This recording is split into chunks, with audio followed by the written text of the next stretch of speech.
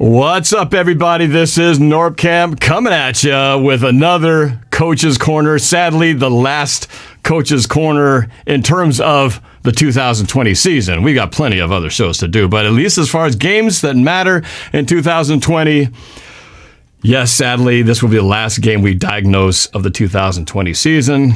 Cut off way too soon, but we got to talk about it. We got to break it down. We got to find out what happened at that horrible loss on Saturday. Why did we lose that game? Why were we so inept on offense? Why was DK so mad? And why did they give the ball to Chris Carson? Hopefully, these are the burning questions that are on my mind, and we'll see if they're on yours as well.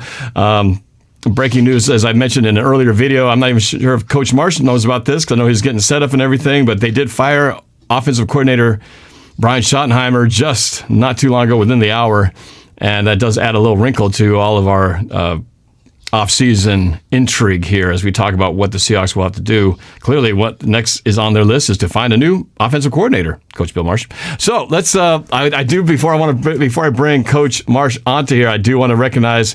I appreciate my sponsor here, who is Daniel Dovin of Dovin Real Estate. He has been so good jumping on last week, and he is committed to the rest of the season, despite the fact that there's no Seahawks games. So if you guys are in the market for buying or selling a house, or if your parents are, make sure you check out Daniel Dovin of Dovin Real Estate here in Seattle. There's his number, 206-310-3362, dovinrealestate.com. His link is also in the description. And if you set up a consultation with him, a free consultation, you'll be entered in to win a Cortez Kennedy rookie card. And there might be actually a new wrinkle to it. He was just telling me that he might intrigue something that's related to DK Metcalf. So get on the horn there and check it out with Daniel Dovin Real Estate. All right.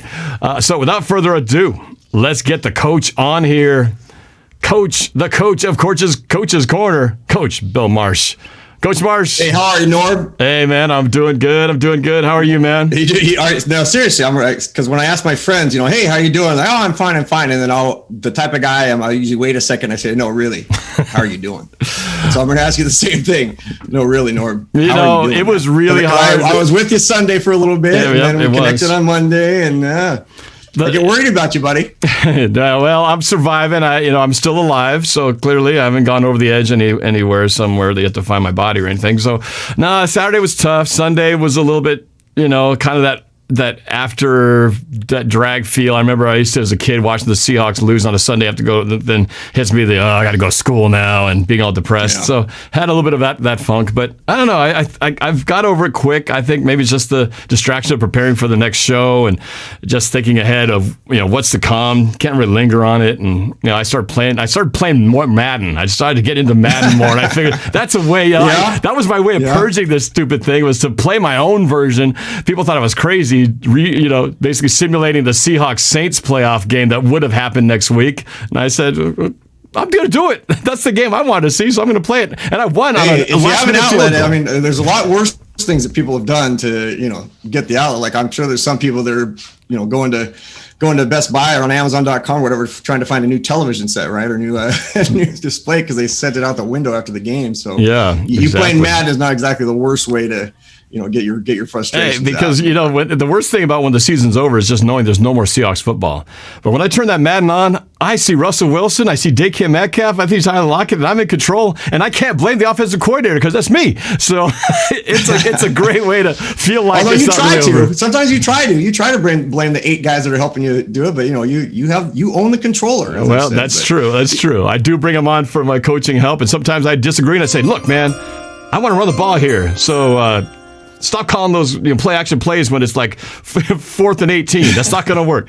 Anyway, it's all good fun. And we will be taking calls again on the Discord. So make sure you guys jump on the Discord and get into the queue. I already see several of you guys ready to answer questions or ask questions of Coach Marsh.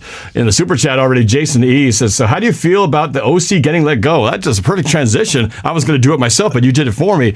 Jason E., I wanted to get, Coach, you and I were going through some setups here, some little technical things to get this rolling, but we didn't even talk at all about the firing of Coach Schottenheimer. Did you even know about it? So I have a few opening thoughts on, and that was going to be one of my pieces. But I wanted to go back. First off, I want to thank our sponsor, our new sponsor. To me, that is just so cool that that he's come on board with you and supporting you. So that is just very, very cool. So again, thank you for jumping on and supporting Norb. I know he supported you for a long time, but very cool. He's jumping on and really throwing his weight behind something that's really cool. So again, congratulations on that. As far as the game, from a coach's perspective, I remember every time when the season would come to an end, you really lament things because, even at the level I coached or, at other levels, you're going to miss certain people because that team is never going to be the same. And while we as fans, we'll look at the Seahawks and immediately we're thinking, get rid of this guy and do that guy. I look at it from a standpoint of, somebody's livelihood changes, relationships change, the dynamics of friendships change from this year's team. Right. And so when a season would end for me, like I was depressed when I couldn't see you and Mike because I knew it was coming to an end for us, even though we'd ramp things up for, to create the highlight video for the banquet and stuff. Man, that meant the season's over. Like, I'm not going to see you guys at the game. I'm not going to see coaches a certain way. I'm not going to see players in a certain way. So when the season ends, you go through a depression as a coach, especially as a head coach. I remember constantly, I tell my wife, look, it's going to be about a week or so before I really want to do anything, that's really amped up. I'll go out and I'll still have fun and I'll smile and stuff. But I'm gonna miss the feeling, the smells of the season, the amped upness and all those type of things. And then after a couple of days, you start thinking about the depth chart for next year. You start thinking, now I didn't have a draft, but you start thinking about who are the players, who are the up and comers? What do we need to do? Do we need to change the offense? Well, in the NFL, it takes them about 2 minutes, to make that decision. I mean, the season ends and, coaches are getting fired, head coaches are getting fired, assistants and coordinators and everything else. But it's still someone's livelihood, right? So offensive coordinator gets fired. I don't necessarily agree with it, but I know that Pete, over the course of his years, and this will be one of the rare negatives, I guess I would say against Pete, is that sometimes he'll make a move to make a move. And granted, we heard from a lot of people who wanted this move to take place. 8 weeks ago, we were hearing about the other side of the ball, and people wanted that side of the ball to take place. We go 12-4, and I get that we maybe didn't play our best at the end of the season from an offensive standpoint, but there's a lot of things I think that we're going to talk about during the show that I don't know that necessarily the coordinator's fault, but someone has to take the fall when it's not the head coach, and unfortunately it's Schottenheimer, and that's just kind of I'm really bummed by it. It bothers me and hurts me because I feel like it's just one of those. Well, I have to pick somebody, and since Norton came on the last half of the season, he gets to show what you've done for me lately. Pass. Or as my coach used to say, I'm from Missouri, the show me state. So show me what you're doing now. He just didn't, Schottenheimer just didn't show up from a productivity standpoint. So he'll land on his feet because of his last name. And I think he's gone 12-4, but it just really, really bummed for him, his family, all those type of things. So, cause I look at it from a humanity standpoint as well. Right. More than just that personal part. Well, and now we have to replace him. So again, what are we going to replace him with? And is it going to be someone that helps Russ do what the things I'm going to talk about here on the show and that we talked about the other day? Yeah, and I see a lot of people already throwing their candidates out there. I see Doug Peterson's name, since he got fired from the Eagles, floating out there. He's a Ferndale guy, local, Pacific Northwest guy. Greg Roman, I know. Coach Marsh. So let's speak about that real quick. Coach Marsh brought into the mix. What was that? Oh, people say Coach Marsh for OC. I've been hearing that chant for a few weeks now. So hey, I'm not one of the Bieberlicious guys or whatever they call it and stuff, but I know he had that never say never. So I'll never say never. If they give me a call, I will definitely go and talk with them. But at the same time, how can I leave? How could I leave this? I mean, this show's so great, and when the show ends, I don't have to wake up the next day and look at any.com to see if I still have a job. That would be a tough decision to make. Yeah, offensive coordinator for the Seahawks, NorbCam, and a lot of times those guys, Coach because Marsh people like Adam Schefter and stuff, they find out before the coordinator or a player gets traded. Like they find out through some other medium. But what I was going to ask you is, just from a standpoint of the retread concept, right? And I'm a big Doug Peterson fan. Love it. Love these from Ferndale. Of course, there'll be some natural pieces there. And yeah, he ran the Philly special, and he does some really dynamic things. He's obviously able to do some dynamic things. But where do you go? And we've talked about this, right? When you get rid of somebody, you have to find somebody. And is it take a chance with somebody who hasn't had that role, but they're hungry and they want to prove themselves, but they haven't been there? Or do you take someone who just had to drop down from that head coaching spot? Who are they going to be totally into it, or are they constantly going to have an eye out somewhere else? Like, hey, where's the next job coming? What's your take on the retread philosophy of coaches being hired and rehired right after they've been fired from some other organization? Well, I think there have been a lot of cases where it's been successful. Where I think of like who was the defensive coordinator now, who was the temporary head coach, Wade Phillips. right? Terrible job as a head coach. It never really worked out. But then he went back to defensive coordinating, and he's been great, right? I think of like Matt Patricia. He was a outstanding, assistant coach at the Patriots, goes to Detroit, gets fired after 2 seasons. It just doesn't click for whatever reason. And then Dan Quinn, granted, he should have won a Super Bowl, and I think he got kind of, unfortunately, just bad luck went his way with that team. But he's going back to, and and maybe for some guys, maybe they're not looking for another head coach opportunity. Maybe for them, it's just head coaching isn't for me, and the coordinator position is where I belong. So I'm open to either, and obviously you have a little more of a record when you can look back and see. Most of these guys were offense coordinators, then become head coaches, and then they're kind of going back. So they have a body of work to look at. And then, but as far as the other guys, I guess maybe guys that come out of college or whatever. I'm not a huge college scout, so I'm not as good as familiar with scouting all these guys who haven't been out there in the NFL side of things, but I feel like it could go either way. I guess it just has to be the right match. But more importantly, philosophically, the match has got to be right. Clearly, the philosophical match, at least that's what the excuse for firing Schottenheimer was, is that the philosophical match was not there. I'm guessing that meant Coach Marsh, Coach Pete Carroll wanted to run the ball, and Schottenheimer wanted to throw it. I mean, it felt like there was always this run or throw deep. It seemed like there was a lot of intermediate stuff. Just from the outside perspective, that seemed to be missing. Or maybe it was as simple as we need someone that can get the play called in less than 7 seconds. So and I'm thinking again, and now, as much as it drove me crazy to watch them, I found myself on Madden talking to these guys who are my head coaches, and we're talking about this and deciding to play. Next thing you know, it goes to 1, and I was like, delay of game. And I was like, I just did the stupid thing that I hate that everybody else does on the Seahawks this year. It used to drive me nuts, Norb. And again, for those of you that are new, Norb used to, him and his business partner Mike used to do some phenomenal highlight videos for us, but they would mic us up. They'd put a mic on myself and a mic on another coach. So they were able to hear every single word that would take place from pregame to postgame and everything in between. And you remember those times, man, where guys all of a sudden want to ask a question, and I'm calling a play. I've got 8 seconds. Yeah. I always said I have 8 seconds to make a call. People have an eternity to second guess it, but my quarterback has 10 more seconds to get the play off. And get everybody set, he's got to get that play, get the huddle, get it up there, make their reads, make the adjustments. So that's difficult. The last thing I want to say about Peterson or the coach carousel, I love it when a head coach becomes a coordinator immediately, because they've experienced the stress of what a head coach is like. There's all the extra things that come with being a head coach. And now you get to go back to just the pure joy of what you kind of got into the game to do, which is coaching, calling plays, do this. Yes, you deal with the media a little bit because you have to do some post-game press conferences, but really, the head coach takes it all on, and it's the good, the bad, the ugly, all those things. And the 2 years that I was a coordinator, just as a coordinator, after I retired from being a head coach, when I took some time off and went back and just was a coordinator for 2 years, those are 2 of the best years I had since 20 plus years prior when I was a coordinator, back when I first met you. Because it reminded me of just how much fun it was to just call plays and just get to know the players so much deeper and all those things. And so I'd be excited if a guy like Peterson came in or what have you. It's the lateral moves and the college moves that I don't get too excited about. Yes, college guys deserve a shot, but I think there's guys other than Lincoln Riley that everybody's trying to go after. There are guys all over the map that sometimes people are just better fit to be coordinators, better fit to be position guys, better fit to be college guys. So it'd be interesting to see how it plays out. Well, you're kind of selling yourself short by saying no, take the unknown guys, because then if Coach Marsh was a candidate, you're kind of saying that it's better to go with an established NFL guy than some guy like Coach Marsh who's never been proven before. So don't shoot your own resume. I didn't say I wouldn't wow them in the interview, man.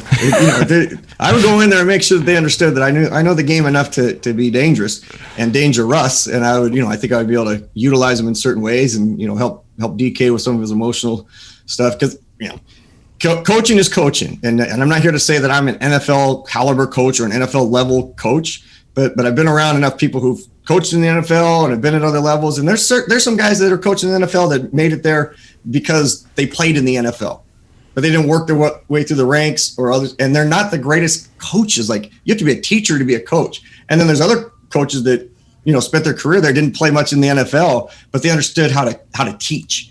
Right? How do you teach? How do you coach? How do you do those things? Rare is the time that you have someone who was a Hall of Fame player who becomes a Hall of Fame coach, a la Mike Singletary, right?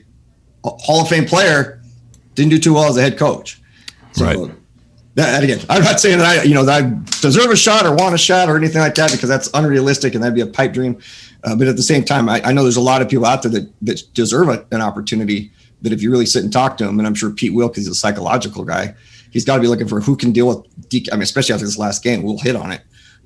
Who can deal with DK? Who's going to get his mind right?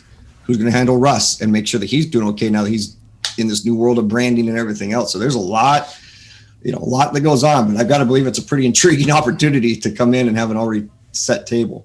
I think it's a fascinating jigsaw puzzle to put together, because when you think about it, look at the Patriots, right? We were all intrigued in the offseason. What's going to happen when Belichick and Brady get split up? Who's going to get the better hand of that? Is it going to be the Belichick system, or was it Brady the quarterback? Well, right now, if you're going to take just the two one-on-one, right now Brady obviously is having the better successful season, and Belichick is not. Now there could be a whole nother lot of reasons for that, but Belichick and the offensive coordinator still consistent, totally different results when one guy left. And now he's not the only one that left. There are a lot of guys who didn't play that year, so it's been a little bit of a mix. But just to say that just because you have what you think is the perfect team in one situation doesn't mean that team works perfectly with another set of talent. So it's going to be interesting to see how they do it. But obviously the fact that they've extended Coach Carroll this past year and then just now extended Don Schneider, clearly these guys it's an investment in there to keep them together.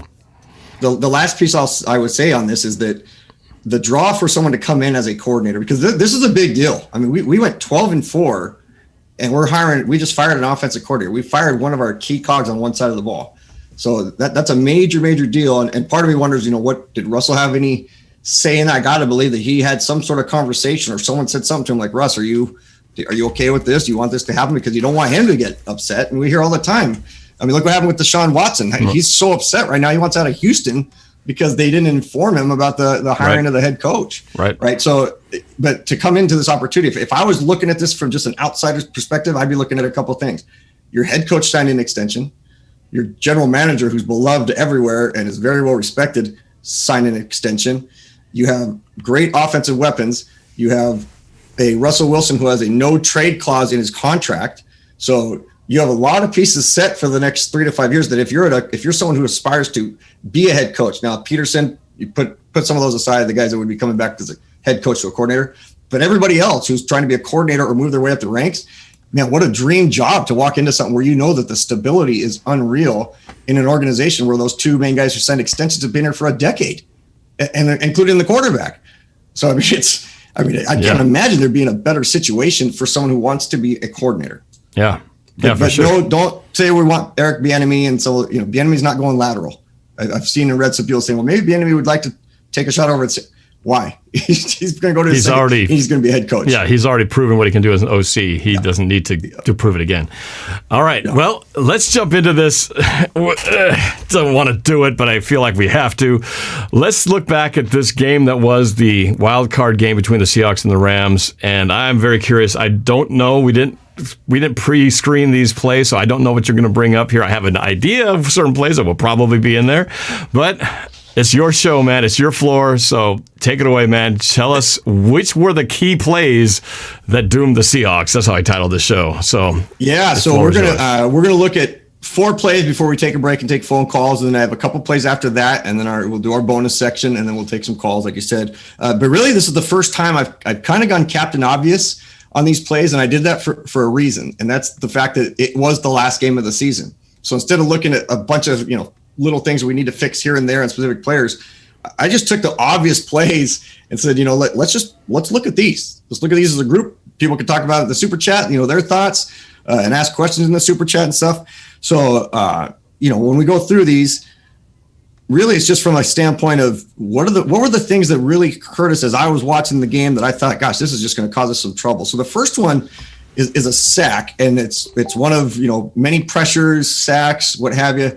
And man, everybody knows Aaron Donald is a great player, and the fact that he got hurt and we still couldn't move the ball speaks to it. I think it speaks less to our offense and more to just how good this Rams defense is, because they are very, very good. And one thing I was going to mention, Norb, is if you watched I know you watched the other game. I think you even did a live piece on that, the Ravens game. We're not in the class of those guys with Ravens, and they play the Titans. Those two defenses are off the charts. And so are the Rams. So we're not quite there yet. So on this play, what you're going to see here is I just want you to watch Aaron Donald. This is a play early in the game when Russell's going to go, and he's just going to scramble a little bit. And I mean, very light scramble to his left, and then he's going to get sacked. And the impressive things on this, and I'm only showing it from the end zone view, is something that also I think whoever comes in is going to have to work on with Russ. And that's the quick passing game. Get rid of it or throw it away. If you're 11 for 20, whatever, or 20 for 22, it doesn't matter as long as it's the right passes at the right times and the right plays. But the fact that he's dropping back, he's looking. I mean, you're in your own end zone, and you can't do this type of stuff, especially knowing also that you have a player of the likes of an Aaron Donald who's coming in. And this is a very basic defense. Now, this is a 3-4. Which I'm not going to get into. I'm going to have some other shows, and you and I will do some off-season shows on the hardcore breakdown of football, because people might look at this and go, well, I don't see 4 linebackers. But basically you have 3 down linemen, and there's basically 3 guys, and there's a 4th guy that's just outside here. So you're looking at a 3-4. They're not blitzing a lot of people. Most teams down here will probably bring the house at you. But as you can see, 2 things are happening. Then I'm going to break down absolutely how Donald makes such great plays. But the first part I'm just looking at is just Russ from a standpoint of dropping back, looking to his right, doesn't like it. They have great coverage in the middle, and the top side view, everything's covered. So this is why I wish Russ would just get back. Doesn't like the first thing, just throw it away. But we're already back. We had a holding penalty, then a false start, and now it's we're back at 1st and 25, 2nd 25. But here's what I want to watch from the very beginning of the play. A couple things happen here. Because we have a rush from the outside, or a potential rush from the outside with this outside backer, our left tackle has to protect that first. He has to look at that because you've got a big on big situation here, or as we call it, a bob, big on big. And then you have 2 guys that can take care of this, and then he's potentially watching this or the outside. So you got kind of a 2-on-3 out here, knowing the receiver is going to go. But I just want to focus on our guard, because I think as much as we talk left tackle, so even Squabbles brought this up, guard play is also something that we're struggling with. Here's the 2 things that take place, starting with our left tackle. And this was something, Norb, we talked about all season long, and that was this. Anytime the ball gets snapped, note his left leg, it's going lateral, as opposed to we want to have that V. We talked about having in our pocket, we want to have a nice V. He starts moving lateral, and you can see how wide this gap is right here already. Right here, look at the angles. You got square here, 45 degrees, 45 degrees. So the start of the V is taking shape because he took his first correct power step. Every position has some sort of a power step coming off the line of scrimmage. Receivers, tight ends, D-line, linebacker, everybody has that first step they need to take. All season long, we've been watching left tackle after left tackle, it doesn't matter who it is, step laterally. So what does that do? Now that this outside backer is not coming, he's already created such a huge gap to where over here, because the rush isn't as hard, he now can release and go out to this guy. So you can see the protection over here is fantastic. Protected there, perfect. But look what we have here, Norb. Here's the problem. Dwayne Brown's on the wrong side. He's on the wrong side of trouble right there. Yeah. And at the beginning, again, if he would have just taken his left step, and you teach this at the youth level all the way on up, that on a pass pro, a quick pass pro, it's not, if you have a fire pass pro, meaning a 1 step, you're not worrying about the lineman downfield, and you trust your quarterbacks and get rid of the ball. There are very few times where you do a fire block where you come out real hard and you kind of try to stunt the guy because you know you're going to get rid of the ball. Every other time, your tackles are going to take a 45-degree angle, 6-inch power step to work their way backwards. And the fact that he steps lateral opens this big gap. And then all of a sudden when he doesn't come, I mean, the one guy you have to make sure doesn't get back there is the Hall of Famer. So the last thing I want to talk about on this, it was something I'm just going to show it once because it happened. I saw it early in the game, and I watched the game. People keep asking in the super chat, how do I watch games? I watch them as a fan first, but in the world of DVR, when things happen where you can stop it and rewind it, if I see something that catches my eye, I'm going to go back and check it out to see what happens. Well, this is the second drive of the game. Right away, I was wondering, why are we not keeping our running back in to help? Because they'd already had some good pressure on us early on. And in other games, we do. But for most of this game, we do what we do here with our running back. Basically, he's just out and out. I mean, this is the type of thing. This is why Schottenheimer doesn't have a job. One of the many reasons. Because you look at this and you say, okay, the concept, what is the concept we're doing here? Is it check block, make sure that he's not going to get in there. And then if he does, block him. If he doesn't, swing out to the right so that the slant can come behind it, which is a standard concept. Running back swing out, slant behind it. Running back goes straight vertical. You can do all, tight end comes below it here. Running back does a Texas route, which is a 45-degree angle, 45-degree angle. All sorts of things with a complement route. Nobody in their pass book at any level in their playbook has this combination of guys that are right behind each other. Right. Is that one of those cardinal sins? Is you never put two receivers in the same place? Isn't that kind of like pointless and actually ruins the routes for both of them? Well, because look at this linebacker. They're sitting in their zone. So this linebacker stays back, until he realizes or he thinks he's going to throw it. This guy could cover either position. You never want one defensive back or linebacker to be able to cover two receivers at any time. You should remember the tic-tac-toe board I drew up a few weeks back. You're attacking those different areas of the tic-tac-toe board, those 9 areas of the field once you cross the line of scrimmage. You have two guys in the same quadrant, in the same part of the tic-tac-toe, not the quadrant, the tic-tac-toe part. They're both in number 1. Tic-tac-toe, which is boom, boom, boom, boom. You got 1, 2, 3, 4, 5, 6, 7, 8, 9 at 10-yard increments. You got two guys there. So that's just a bummer situation, and they did that all game long. And I didn't quite understand, why they were doing that, especially in a close ball game where yardage is so crucial. And, we're not getting the greatest, our punting wasn't great. So we're giving up first downs on special teams a little bit there to put ourselves in a position where Russ is scrambling all the time and they're not really blitzing that much. Let's have our 4 wide receivers find space in their secondary and keep a 5th guy in there to help block. And then when Donald's out, we still couldn't do it, but we still weren't keeping running backs in. Yeah. And I assume, again, like you said, this is what, 1st and 25 or whatever. So the guys, I assume, who he was looking at down the field that we couldn't see in that screen, I assume coverage was pretty good, so he couldn't go to his first read. Tight. Very tight. Yeah. So he was pretty much hosed at that point with nowhere to go.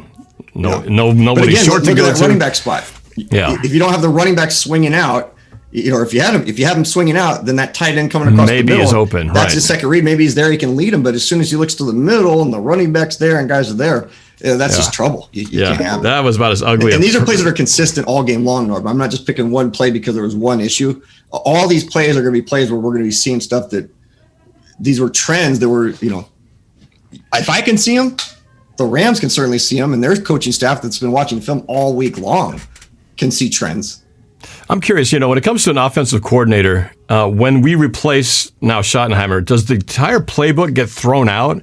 And does the new coordinator come in with an entire new book, all new terminology and all that stuff? Is it that clean of a sweep when they out with the old, in with the new? Yeah, for the most part. I mean, you're going to have standard terms in terms of, maybe positions, gaps and those type of things. But yeah, they have to learn a whole new slate of things. And it's not, they don't say things based on, this word means this, therefore it's exactly what you're supposed to do. Like in high school and college, you hear I right, which means you're in the I formation, the tight end goes to the right.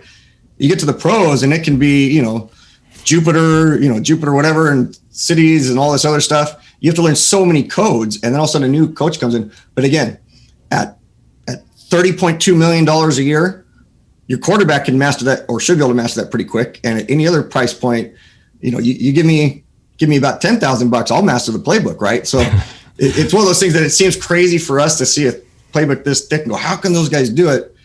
But we forget that we're trying to do our day jobs and then look at a playbook. They don't have that. That is their day job. Right. That's why they're NFL players. They can. So, but that also then does that put some emphasis on how important a preseason or all that training camp and OTAs, will that become more important now for the Seahawks this year? Because last year we didn't have that, and they got off to a huge start. This year, if they're getting a new guy in, I assume they're going to need some time to get that kind of stuff worked out. Does that make that more of an important thing this year? Yeah, that's an awesome point you bring up, because it'll make a huge difference. And we talked about that in a couple of those games where, teams had brand new head coaches who were also their coordinators or worked closer with their coordinators, i.e. the New York Giants, who it took a little while for them to get going. And then all of a sudden, once they figured it out, because they didn't have that regular full off season, you kind of had a sense that by the time they got to week 10, 11, 12, 13, 14, that would have been usually your weeks 1, 2, 3, and 4 in a normal world where they had their regular OTA. So yeah, if we don't have a normal off season, it's going to be really difficult, except for the fact that we have veterans. So we're not relying on a first-year quarterback because again, veterans know how to read the playbook. They know kind of cheating, how to get through certain things. They'll help other guys out. So that, that's where I like the leaders that we have on our team, that they're going to be able to do it. We're not trying to force feed a young group. Yeah. And we're going to talk a little bit about that on the roundtable tomorrow, a little bit about stuff moving forward. But let's go to the next play. What you got on your docket there, Coach Marsh? Yeah. So as we move forward, so this is one that I struggled with, and I'm going to let it play. It'll bring everybody's back to the memory of what took place here. Oh gosh! So deep ball down the sideline. Oh, backbreaker. The Jamal Adams should have been interception play. This is like 3rd and long, wasn't it? Yeah. 3rd and 8. So it's 3rd and 10, I believe. You'll see the sticks coming up on the top side. Right up here. Yeah, you're right. I'm sorry. So here's the situation though that again I get concerned with, and this is on the defensive side now, right? You can't blame Schottenheimer for this. Why we continuously had Adams in a position where he was one-on-one with players. Again, I'm not sitting here trying to be the guy who's perfect, because if I was, I'd still be coaching. I'd have a lot of state titles, and you'd be with me, sharing a lot of those state titles with me. But at the same time, there's certain things that you see that are trends. And I always tried to pride myself on not doing things that were trends, that if I was doing something that was causing us problems week after week after week, either an assistant coach better tell me or I better figure it out. This was a trend since Adams came back, not only since he came to the team, but then we came back after being hurt. We put him in these positions where he's great up front. He's great against the run. He's great when he can be kind of the wild man, those type of things up there. But we saw so many times where he dropped interceptions, but also times where he just cannot make a play on the football. He's just not that great of a coverage guy. So as you see him going here, I mean, basically the guy, cut just blows right by him. You're going to see as he comes off the line of scrimmage. I mean, this is just a straight go route. There's nothing special about the route. He does a great job of stemming, which means he heads towards his outside shoulder, which you'll oftentimes see receivers do if they're trying to go one route. Sometimes they'll just go straight up the field and then just throw him off. He may have run this route earlier at some point. So he says, instead of just running straight up the field again on this same type of coverage, I'm going to run at his outside shoulder, make him think I'm going to go down the sideline, or make him think maybe I'm going to come here and do a house route or an out route. And then just as I get him to maybe turn or settle, I'll go inside of him. But really, he doesn't do too much of that either. I mean, because Adams has good positioning because he's turning with him already. So he didn't really get Adams' shoulders to turn the other direction. He just got Adams to back out a little bit, but now Adams just is playing as an outside player. But what Cup's done a great job of is putting himself where all the quarterback has to do is write down the numbers, as opposed to put it down the hash marks, because now the DB's on the outside. He's got great protection. But the problem that I have here, and this isn't the safety's fault either, you got to hope that your best athlete is not going to get beat by 3 yards. And then right here, Norb, this is a horrible pass. This is a horrible pass by Jared Goff. Yeah, and please don't tell me that was a back shoulder throw or intention. He just threw a horrible deep pass that incredibly lucky, because it's not like receiver was able to go high point catch it. Right. But because we play it so poorly, and you actually get a better angle from this spot here, just at regular speed, I mean, it's just such a kind of a little league play. And again, don't take it personal out there in the super chat and everything else. He's a phenomenal player. He's a Hall of Fame player, but we all have our weaknesses. His weakness on defense for us is this. He cannot be a coverage guy one-on-one out there, because we just get the same thing. And we just saw it so many times. So why we're putting him in a position to take on one of their best, if not their best overall receiver. And then both guys really kind of don't really make a great play on him. We get lucky that we snag him, but it's just an ugly play. So it's almost like the fact that the ball was overthrown so badly it actually got the best of Jamal Adams because I think his momentum was he was so trying to catch up to Kupp because he was behind that when it was underthrown, he had so much forward momentum he couldn't stop, turn around, and go attack the ball. He was still falling backwards because he had so much forward momentum. The horrible pass actually probably helped Cooper Kupp make that catch. Then, obviously, then a perfectly thrown ball, he would have caught it in stride. But if it's somewhere in between, Jamal Adams probably does break up that ball, but it was so badly underthrown he couldn't go back enough to face it. But unfortunately, he's he should have made a young that play. Player, and I think philosophically, one thing I want to bring up that most people I know would not think about from this standpoint, it's the idea that just because a player has played through high school, little league, high school, college, into the NFL, it still depends on who is coaching them along the way. So, for instance, the concept of circle up, which everybody hears me say all the time, and you're going to see a little sequence on it later on. The concept of circle up for me, had I learned that during my high school days or my college days, it would have been a game changer for me. But I didn't know it at that time. Now, I'm not saying I would have made it to the NFL or anything like that, but I probably had a lot more opportunities or maybe made more catches. It wasn't until I was my first year as an assistant coach with someone who'd been coaching for nearly 30 years as a Hall of Fame coach. He was the one who taught me the circle up concept. And then I was like, man, that is golden. I say that from this standpoint. I used to teach players all the time because I picked it up from another person, a mentor of mine, that if you're chasing a player down the field deep who has you beat, you never look back until you see their belly button, basically. Because as long as they're running full speed, full stride, and looking back towards the ball, that means that ball is being perfectly thrown. So you have no reason to look back for the football until you're able to get a hand on them as they're running or they turn around. Because once you see their belly button, that tells you that the ball's being thrown short. And it's at that time that you'll turn around and go try to make a play on the ball. Adam starts to turn around real early, and therefore he's starting to fall backwards. Therefore, he falls down underneath Kupp. If he would have kept running and then waited till he turned around, and the moment of turnaround, you turn around and go after the ball, that ball's going to be sitting right in his lap. He circles up, he high points, most likely probably hits him in the hand, maybe it falls off, or maybe he gets the catch or what have you, or Diggs comes across and gets it. But the bottom line is there are so many players that there's certain things that you will learn along the way that or you won't learn them until someone teaches them to you. And again, I got to believe that guys that are in the NFL, that you think they know everything until you talk to them or you see them, and they're constantly learning stuff. I mean, Peyton Manning is one of the first guys to tell you that till all the way up through his last year in the league, he was still learning little nuances to the point that he was having the first 15 minutes of practice of his handoffs. He would have those filmed because he had learned a new trick that no one had ever taught him until his final coordinator came in, or quarterback coach came in and said, you should try this for handoffs. It's the final year of Peyton Manning's career, and he's learning something new to a point that he's having every snap and handoff filmed in a basic, center quarterback, running back exchange set of practice, not even team anything. And then you go watch that. So, those are things that you hope that someone like an Adams will learn, because again, he's a younger guy, so. But that was a brutal play, and then they go down and make, that was one of the key plays that definitely was a turning point play for them. Yeah. Jason E. It again, the super crowd, chat. I'll tell you that much. Yeah. Jason E. in the super chat, he says he agrees, but he did have on a harness, but no excuse.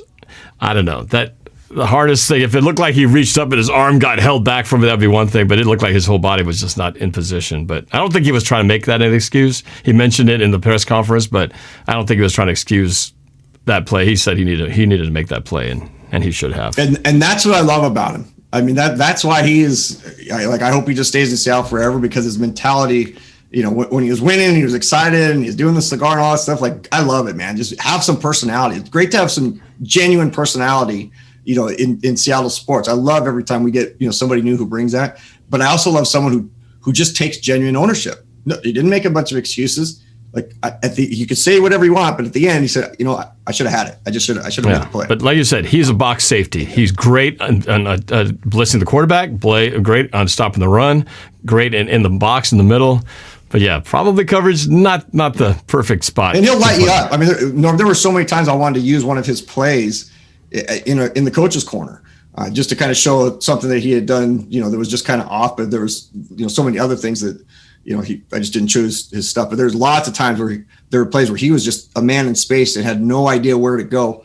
Only in pass plays. In running game, for the most part, he knows where to go and he has a nose for the football and he'll stick his nose in there. He understands angles. He does all those type of things. But it's like Bam Bam Cam Chancellor, right? Like you wouldn't say he was the best one-on-one cover guy, but he could run 20 yards and nail a receiver or nail a tight end down the sideline or do something else in those type of spatial awareness situations. But you wouldn't want him to be one-on-one with a fast wide receiver. He was more of a come downhill, make the play, do those things. So again, that's where is Norton going to figure that side out, right? Yeah, so, exactly. Kind of a bummer there on that one. Yeah. Anthony D in the super chat says, "Well, Norb, time to say goodbye to Mizuki Buffet, man." Yeah, we had a little agreement that if we made it to the Super Bowl, Anthony D would come all the way from Central Washington there, from Sela to come over here and join me for a little celebration buffet for making the Super Bowl. So I guess it's going to have to wait to next year, man, after you finish your movie script. Why does it have to wait? I mean, there's two people on this show. I didn't make any deal that said I couldn't go to any sort of buffet. Yeah, that's true. Well, right now we can't go. Probably can't go to a buffet, but we could go sit 10 feet apart and shoot the breeze. You sit in the parking lot at Chick-fil-A and get the closest thing. So, yeah. All right. So anyway, we moving on. I love the people in the super chat, man. I've said it before, but like the stuff that people say and the way that for the most part, at least from what I've seen, keeping it clean and classy for you and stuff. It's a great following. So keep it up, people in the super chat, people that the constant followers. It's really, really neat to see. I got to address Ruiz LA Rams. He's obviously a Rams fan in here. He's been regular, attacking. Well, I shouldn't say attacking, just challenging people in the super chat. He said that it's Jamal Adams was smoking the cigar the wrong way. And actually, a friend of mine who's a cigar expert said actually it was a cigar that could be smoked on either side. So apparently, it was a bi-directional cigar. So. Not a point on that one. So they must not watch our other show after midnight when we talk about those type of things. That's right. I tell us straight how to put or I almost was going to tell us straight how to put your gum in after you go to the dentist, but I didn't want to put that on video because somebody earlier today did a great job of just flipping their gum, putting it in. And for those of you who don't know, you can check it out on NorbCam's videos that he posts. Hey man, I went to the dentist. Perfectly. Go to it. I went to the dentist and I got these for a celebration snack for having no cavities. I decided to go get some cavity makers and was munching on those. They're Golfstar because they're chroma key. But Go ahead. Well, I got to address. We got a hater in the chat. Seattle TM12 who's knocking. Just saying, oh, he's not a real coach. Blah blah blah blah blah. I'll just say this much. There are people who say, man, who are these 12-year-olds on this show? They don't know what they're talking about. I'll say this much. All right. And this goes really for people in general. Don't knock where the source of knowledge comes from, guys. Just because somebody isn't of a title that you'd expect, then they need to be a certain qualification. Because if they're 12, they don't know anything. Or if you're not an NFL coordinator, you don't know anything. There's a lot of people who know a lot better than other people in higher levels. And just because they don't have the title doesn't mean they don't know what they're talking about. So that's all I'm going to say about that. So, and you know what? I'm going to back that real quick, Norb, because my coordinator when I played, my defensive coordinator, he was a coordinator forever. And then when I became a head coach, he was near the end of his career. So I went to him and said, hey, I would love to hire you for a year. Can I just get a year from you? He comes over, and after our first coaches meeting, I said, hey, I never asked you, where'd you play your ball? His response was, I've never played the game.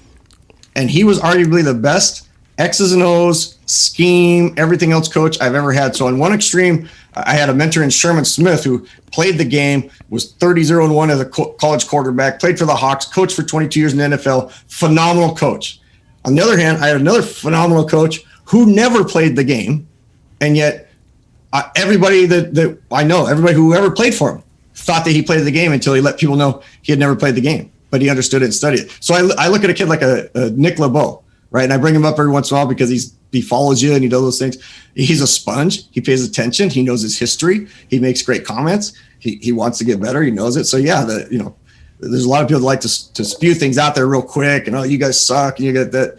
And then there's people, if you're going to bring it and you have something substantial to back it up with, I'll listen to you. Absolutely. Right. If you just spew something out there and, again, you don't know you're not a great source, then it's kind of hard to listen to it. So keep saying stuff in the super chat on the good stuff. And for those people that might jump in and say stuff that's just random, don't let it phase you. Don't let it get you. Mega Skins don't give them the pleasure, as my coach used to say. Don't give them the pleasure. That's right. Mega Skins fan says, who's winning the Super Bowl in the super chat? Well, I don't know. Do you have an early favorite at this point, Coach Marsh? Well, I mean, obviously, I'm a homer from a standpoint that I would root for the Seahawks and all that, but sans the Seahawks, and now that they're out of the playoffs and such, I've been on Green Bay since the get-go. I've been an Aaron Rodgers fan forever. I just think that they, with their new coach last year and the way they were rolling, wasn't sure how great their defense was going to be, and the fact that if they had not received the number 1 seed, I'm going a different direction. I'm probably going the chalk with Kansas City. I don't think Green Bay is chalk, so to speak. They landed the number 1 seed, and I just think that they are playing great, and Rodgers is playing out of his mind. And, you saw it on Madden. I mean, he's tough to beat and everything. So, especially in that weather. He's just got that swagger. I mean, I know people kind of can't stand him, but I think they can't stand him because he's so dang good. Right. And you don't find the issues like you found with Tom Brady, right? People don't like Tom Brady because of some of the stuff that has surrounded him and Belichick and stuff over the years. People don't like Rodgers because he's just beat us, right? Because he's just so dang good and he's got this cocky swagger and but I love his brashness. I would have loved to have coached a guy like that. Because he just makes things happen that are crazy. And at his age, he's still kicking butt. Nobody seems to talk about his age. Yeah, that's true. So so you're saying basically you think Packers, Chiefs, and Packers with the edge at this point? Yeah, I'm hard pressed not to take the Bills, but I mean Kansas City is just so, until they get knocked off their perch, I just think Andy Reid's on a roll, their team's on a roll. They just have so many dang weapons. Obviously Bieniemy's a great coordinator, but there's a part of me that kind of is just pulling for the Bills because of just everything they've gone through over the years. I'm with you, man. They're kind of my dark horse. Get there. Yep, me too. And for that fan base who's had to live the shadow of the Patriots for so many years to finally be able to knock them off their perch and be on top after so many. Yeah. And I'm not going to take a rabbit trail and talk about the Cleveland Browns, but how about the Cleveland Browns? I mean, that was just that might have been the most unbelievable win I've ever seen in the NFL. Boy, didn't that first play look awfully familiar? Snap over the head into the left end zone. Boy, I had flashbacks to a certain Super Bowl. It set the tone. So again, I don't want to rabbit trail off the show. Let's get back to this game. Let's get back to this more exciting game here. I think that's why I'm not trying to get back to what we saw. We have to get back to more ugly. So let's get to the next ugly play here. I assume it's going to be an ugly play. So this is one that we connected on via text and some other stuff. This is basically set up the scene too. So for the audience, they don't know where we're coming in at. What point of the game is this? If you know. Yeah. So this still most of these plays were early in the game because I was kind of looking at it from a standpoint of what was it that took us out of the game because really it felt like the second half was all us. It was just us catching up, even though we were only down by 7 and maybe 10. And even when I was Squabble live. And we were talking over there early in the third quarter, like if this gets to a 10-point lead, are we out of it? Over, yeah. And midway through the third quarter, I said, yeah, if it becomes a 10-point lead, it felt like the Giants game. It didn't feel like the other games were, gosh, we're within 7. We get to the fourth. Russ is going to make it happen, so let's just keep it close. Because we weren't running the football, and we weren't playing the greatest defense, and they were just having a good game. I mean, the Rams were just playing a very solid game all around. They just weren't making the boneheaded mistakes. All right, so this is early when it was not yet so this is the play behind. That Pete threw challenge flag on. We're going to see him throw a ball into the flat that becomes extra yardage. So I'm going to let you watch the play before we break it down. So again, this is just dropping back and throwing it out to the flat, and then him heading down the sideline and getting that one basically 46-yard gain on this. Multiple things that take place here. As we go back to, sorry about that. Take back to spot. So here's what we're going to see. First off, the protection. This is one of those games where we just remember what I said last week, Norb, that we either have to decide, are we going to sit back and be kind of try to be Legion of Boom 2.0, which we seem to be 3/4 of that San Francisco game, or are we going to get back to what we were doing a few weeks prior where our D line was getting after the quarterback. We're bringing a fifth guy. We're stunting. We're looping. We're doing all these type of things. Well, unfortunately, we chose the former because you can see right here. We just have a 4-man rush, and their running back, who ends up getting the football, he does what I wish we were doing all game long, which is not sending our running backs out right away. He's sitting there making sure that quarterback is protected. Okay, he's making sure, and they were chipping off the edge. So they got 5 and they have a tight end. So basically before our defensive end can get there, their tight end gets a chip there. So now really you have kind of a 5-on-3. And then the running back decides, okay, everything looks clear. So now I'm going to find an open pocket. But here, this is the scheme. When we talk schemes and concepts, as a fan, I want everybody to just try to watch this 10-yard area, or what would be numbers 1, 2, and 3 in the tic-tac-toe board. 1, 2, 3, 4, 5, 6. Deep is 7, 8, and 9. In the 1, 2, 3 bracketed area here, I just want you to kind of keep your eye on the center here in the hash mark, center of the field, and watch how the receivers run their route and where the running back goes and the spacing that is created by the scheme. Everybody's going to their spots. I mean, that's great spacing of, look at all the different quadrants that are hitting, and he's still moving here. So, guys are moving. So you're always going to have a little bit of, may look like two guys are in the same spot, but it's fantastic from a standpoint of what they're trying to do. Now, we have it covered pretty well, but because we have no rush back here, a guy that I was saying, I hope he plays, ends up crushing us. Like, I thought this was going to be Teen Wolford playing, and instead it wasn't. It was a guy who's, we thought was hurt. But this is where he gets us. I'm going to take it to the next spot from the end zone. So part number 1, and you can see just a great job by the running back when he comes out. He makes a hard plant. So instead of just kind of rounding this, he's going right between these two. I'm going to call them linebackers, even though one of them is a nickelback. He's here, boom, and now great spacing. I mean, he's open. He's going to be open. They're creating lanes, and the cup's going to come behind there. I mean, this is the defense that I did not want us to play.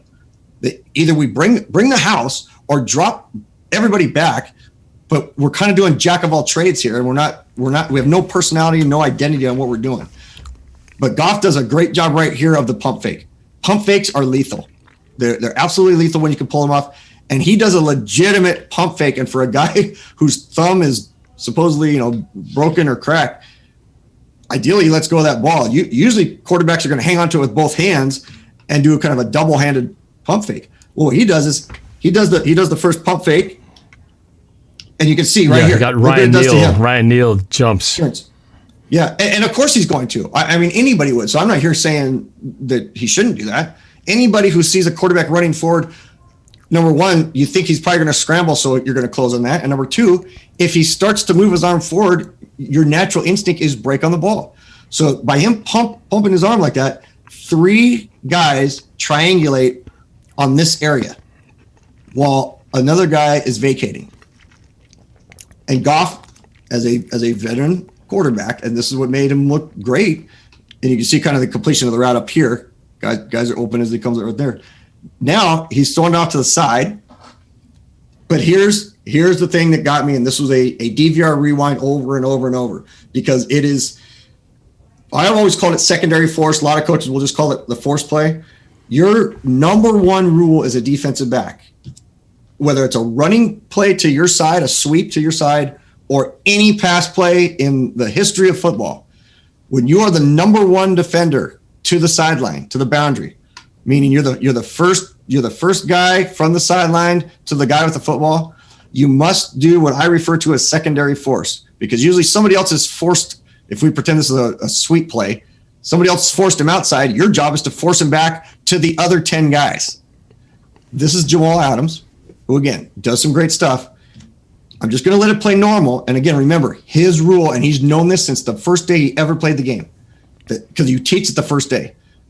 The basic rule, if you forget your responsibility, you forget the play, if you're the furthest outside guy at any point, that becomes your responsibility. He didn't start off as the outside guy. There's a corner that's the outside guy. But he knows at this point he is the outside guy. And what does he do? He gets juked to the inside, so that guy goes outside where no Seahawks defenders are. We have guys rallying from the inside out, not from the outside in. And then he gets a nice little bump, and now we look like a little league team. And we get an Olay tackle, which great that he made the tackle. Our kicker makes better tackles, though, right? So again, I'm nitpicking from a standpoint of we expected to go to the Super Bowl. So this was one of those plays where I'm like, I don't think we're really that much into it. But Norb, the thing that got me the most, and this is where I come as a coach who, I would look at film and go, man, if we're aiming to win the title, we have to have 3rd level effort every single play all the time. You're never going to get that. But that has to be the mentality, because you don't know when somebody's going to fumble the football or do something crazy, or all of a sudden we're going to get the ball and scoop and go the other direction. When I saw our defensive linemen trotting to a play they thought was over, that to me signified defensive coordinator doesn't have his team all ready to go, or players aren't all that into what it is that we need to do. I'm trying to get back on the spot. We just weren't into it. Like there just wasn't that fervor, that energy that we have, and we can't expect it to come from 67,000 people. Right. We have to be able to do that every single week, no matter who we are, because they're professionals. So, and there are other games where we'd see guys that are hustling to the end and doing stuff. I mean, that defensive player we talked about over there in Washington, the other Washington, right? Freak of nature. That guy he's seen hustling 30 and 40 yards down the field every single time because he's so hungry and he wants to make plays and he wants to be there. And he's talked about it in many things. Why he's the college player of the year last year, because there'd be times where receiver catches the ball and all of a sudden you'd see Chase Young come from out of nowhere. He didn't make the play, but the guy who did caused a fumble. Now Chase Young has it 15 or 20 yards on the defensive end of the field going the other direction. So when you don't have D linemen hustling to the spot, stuff you work on the very first day of practice, and we're a defensive mentality team, our head coach is a defensive mentality guy. Man, I looked at that and saw that early on and went, we could be in a world of hurt because their quarterback's making plays, receivers making plays, the D line's making plays. Yeah, that's tough. We're not showing any sort of life. Yeah, and that's tough because you got back-to-back plays on that same sideline that Jamal Adams, directly in his first playoff game, were part of two big plays that were backbreakers for Seattle. And it's just rough to see. It was rough to see, and this is after a certain situation that we will talk about here in a little bit. So I started to wonder, where is our spark going to come from? Because I don't think we get our spark from Russ, and I think there's a difference between him sparking us in the fourth quarter with his play and sparking us with his energy. Jamal Adams sparks us with his energy, right? We've seen that. We've felt it. I feel it as a fan. You can just sense it when you see him play. But if he's not into it, and I'm not saying wasn't into the game. He was playing as hard as he could. So I'm not questioning his effort at all. But when you make some bad plays, just because it's going to happen, and nobody else is making anything happen. Yeah, it's very demoralizing, right? Oh, yeah, big time. Like remember last week we were talking about the big hit, a couple of big hits that we had, and how you get a couple of those, and that just kind of enthusiasm breeds enthusiasm. In this situation, like where was it going to happen? Like what's going to happen that we're going to make something that creates energy and gets excitement, and you can't just generate that if it's not authentic and it doesn't naturally happen. And again, I don't think Russ is that type of guy. Russ does a lot of the sideline rah-rah when it's kind of just rah-rah-rah, but then he does it with his magical play in the fourth quarter. But early on, when we need to have something happen, that to me is running game. That's when a Carson just runs somebody over and we weren't running the ball. Or when Metcalf's going to make a big play, which he does make. We're about to talk about it, but it was after a situation that had already taken place that took us out of the game a little bit. So. Yeah, it did look. It felt like the Rams were out physicaling us through most of that ball game, and I think that's the thing, like you said, that gets you riled up: the big hit, the big block, the big run, the Marshawn Lynch type run, those types of things. And we were not seeing any of that stuff in pretty much hardly in that game at all. And you could see it. I mean, their basic plays, they were getting so jazzed and so excited about. So even the basic plays they were doing, they were building bricks, and and we were building bricks to the house of failure.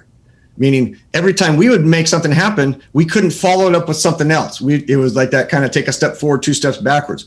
The Rams would just make a simple tackle, even if we gained a couple yards, and you'd see guys high-fiving, you'd see them bouncing around. McVay's bouncing around, they're running up and down the sidelines. Like there was just a crazy good energy that you would expect it to be our sideline. It was like our team was in their uniforms. I think that's what bummed us out so much, and that's what really bummed me out. Was I get excited for Seahawks Sunday. We all do. Because there's this energy and the 12th man and the flag and all that other stuff. But even if you're not there, you feel it at home. You dress up. People wear these crazy green suits and they do stuff with their dad who uses this little crazy guy and stuff, right? We do these fun things.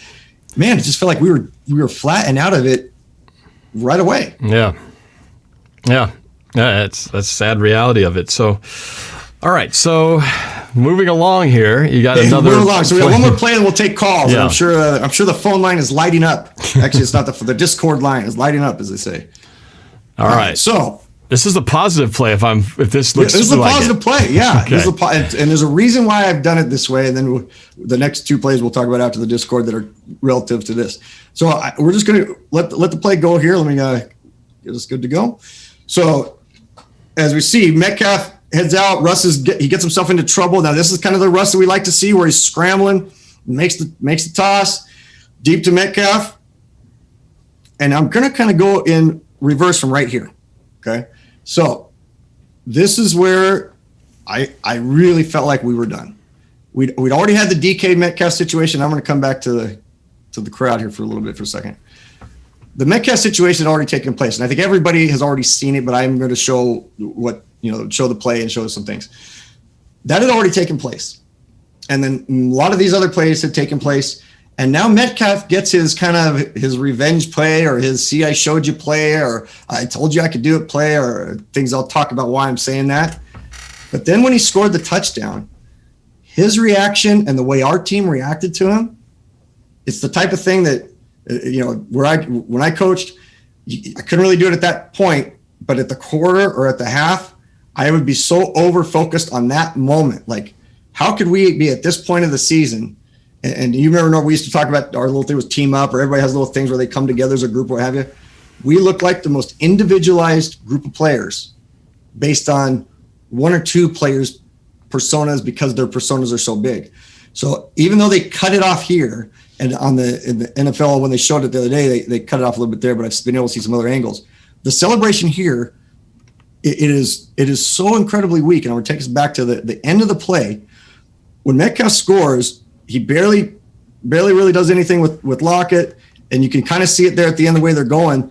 There's not a whole lot of trendy excitement that's taking place. I mean, Lockett's the guy down there. The play here's the touchdown. Like, look at Lockett right now.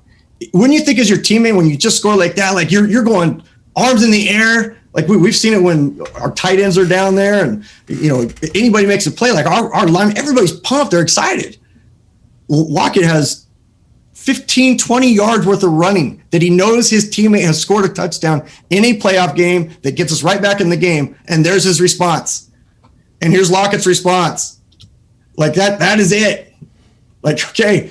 I mean, again, I don't need guys to go over the top rah-rah, but in a league where guys are throwing the football at the wall and they're making up dances, and yes, we're behind, but we got to show some camaraderie and some get together there in those type of things. But here's what happens with the play. So now we'll break it down. Now that I got that out of my system, had to get it out. Mm-hmm. So as Russ comes across, this is something that I think is Russ's number one issue that he has to get worked out. And by working it out, I don't mean it's necessarily him. So I'm not throwing the blame on Russ. I'm not saying get rid of Russ. I'm saying the coordinator that comes in has to put him in positions where it's either one step throw, 1, 2, 3 throw, or one run, 1, 2, 3 run, or one get rid of the ball, 1, 2, 3 get rid of the ball. It can't be, Russ, you can be your own man, drop back and read. Because we have already forced a pick six that I'm going to get to in a little bit. We forced that pick six. Here we are again in a situation where we've got, to me, the best receiver, if not best receiver on our team by far, and one of the best receivers in the entire league, one of the best receivers we've ever had, wide open, right in front of Russ. And this is going to answer your mom's question about whether or not he's too short or what have you. Right. Russ owns, he owned 2 major career records or season records at Wisconsin. I think he still owns the one in terms of some major career stat that he still owns. So he knows how to throw the ball because he knows how to find passing lanes. Playing quarterback is not about having to see over the 5 guys. That's why you talk about quarterbacks with great footwork, because they move and they see and they throw into lanes and things are timing where they don't have to see guys. Well, here's when a 7-year-old can throw to a 7-year-old, right? You've got 8, 9, 10 yards of throwing space. You've got a 3-yard passing lane. No one's going to get in the way. He's got the time, and a guy who's this great of a player is right there, and we don't throw it to him. Why? I don't. It's a rhetorical question. So right. He doesn't throw it to him there. He's got plenty of time. And when he looks back at Metcalf, who's going across, Norb, how many plays have we seen Russ thread the needle with like 0.01, whatever the NFL stat is, where they say, well, he had a 0.01 window. Yeah. To get it. Again, it's a 10-yard pass with a guy he's thrown with all summer long, and he doesn't throw this one. Why? It's and we can't see Metcalf in this shot, but is he like right on the edge of the screen there? Oh, I'm sorry. Is he not on the shot yet? Okay, my bad. Let me just get him in there a little bit. Oh, there he is. Hiding there behind he me. is. Okay, yeah, he's hiding behind you. Now, Yep. what you can't really see is before that, he had a good 2 yards. And in fact, I'll take it back to the top view. You'll be able to see from the top. So here's what you have. Right about here. Metcalf at the top here when he makes his break, right there. Oh, so they're both are open at 2 different times. Yeah. And the route is, it's got to be one of these 3 guys here. But here's the thing, and I didn't talk about it on the last part. I was going to talk about it in this other section. Holy cow! Yeah, who's that wide open over there? who is? When I saw this, I had to zoom in with the other program that you and I use on the computers, because I thought, is there a DB who's hidden behind him that I can't see, who's literally stride for stride is perfect? With is there a corner outside of him that's running just to the outside that his silhouette is so tight I can't tell? No, there's not. He's that wide open. Jeepers. So you had Lockett come wide open. You had this square and come wide open. And quite frankly, if he's sitting and waiting for another route, now this you got 2 deep the 2 deep safeties there who could play on the ball if it's not tightly thrown, but they're more open. So let's go back to the drop back. The drop back is not a true 3-step. It's a depth, and then some would call it a lazy 3. Not lazy like he's being lazy because there's a timing that's supposed to take place. Remember, we talk about 1, 3, and 5, maybe sometimes 7-step drops. There's about 20 different drops that a quarterback can take. So here, if you watch Russ, it's a depth step and then just kind of boom, boom, just a quick do.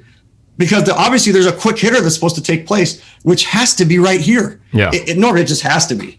Yeah, and it's wide open. Try not to go all, Dick Vitale on you guys and everything else, but it has to be. I mean, who could it not be? Based on Russ's back foot, right. The 90-degree concept, we've kept our running back in for once. And if it's not there, it should be the other guy that we say is going to be a Hall of Famer. And if it's not there, all he has to do is come back and look there, or like you said, you saw the 2 safeties, throw it away. Now, but yeah, on top, he's open too because he made a break. He wasn't going on a streak route down the sideline. He actually broke, and there's a good 10 yards between the DB and that receiver, so he's definitely open too. Norb, of every play that we have chosen in the 7 weeks that I've done this with you, 6 weeks I've done with you, there is no play that is more baffling to me than this one. This play is the most baffling play of everyone we've covered because it's the antithesis of everything we know about Russ, about our offense, all sorts of things, because it is such a wide open concept. It's a great play call. Like, this is why I get frustrated when when I said at the very beginning, is it Schottenheimer or is it the players? This to me is 100% the players. Now, I showed you a play earlier that might have been the coach, but again, it's what are you picking and choosing how you're going to have a coordinator? To me, this is a golden play. Yes, we get a touchdown out of it, but that's not how they drew it up. Way. Yeah. No. And again, if you're Russ, reminder, the big issue with Metcalf has already taken place. It's already taken place. And at this point, Metcalf does not have a touchdown or a big play.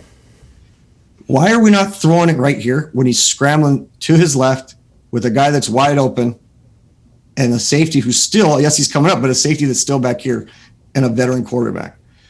Okay, so he's not throwing it. He's not, it's just baffling.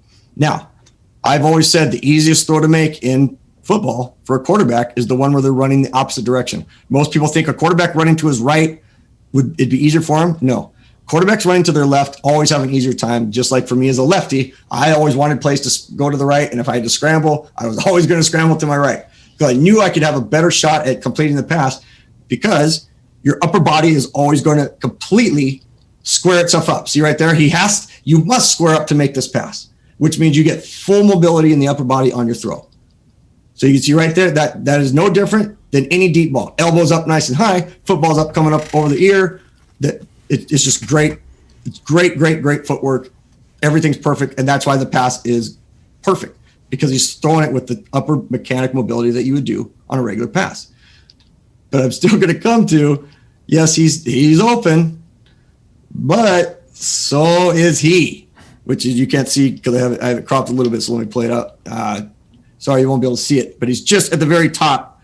As I'm looking at Metcalf here, you can see his feet. I see his foot there, yeah. This right here is the closest player. There's not another player within 15 yards. All right.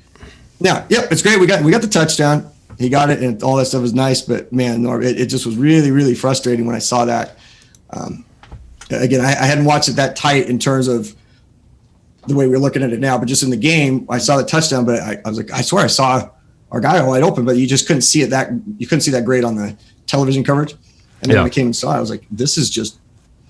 Yeah, and that's what I would love to know is if you could sit there with Russell in a film room, and I'm sure they did this after the game, but when they looked at this play, Russell, what did you not see or see here that made you decide not to throw the ball here? I would love to know what is the reason in his head.